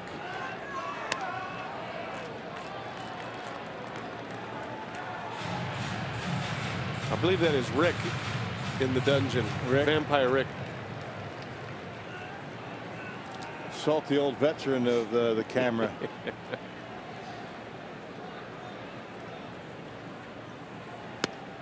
And a swing and a miss by Perez. Do you like the look from center field? I do. It's straight over the pitcher. You can get a better sense of inside outside corner. And it's not too high. Some of those direct shots over the pitcher are a little bit too high. Gives you a bad perspective. Did a lot of testing last year at the end of the regular season. Had the forklift out there, checking all kind of different angles. And if you're wondering, if you want to, we're rewarding you for hanging in there in this game. But basically the idea was the pitcher's head in this setting is going to cover home plate, but once he throws the pitch, it clears it all up, and then you can see Everything you need to see. Perez in the air to right field, shallow right. And Zobrist will make the catch for out number 2.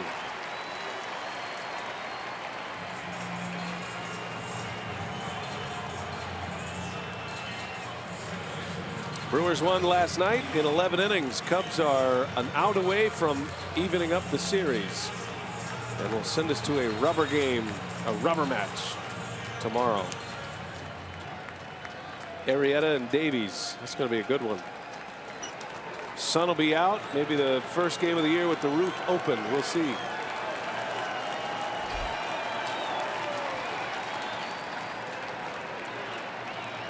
You coming back tomorrow, Rock? I will be here. Oh, good. You know that. How about you? Yeah, I'll be here. I think bow tie. Why don't you bring me one? We'll double it up. You know how to tie them? No, you're going to have to do that for me. Unless it's got a clip on it. I have those.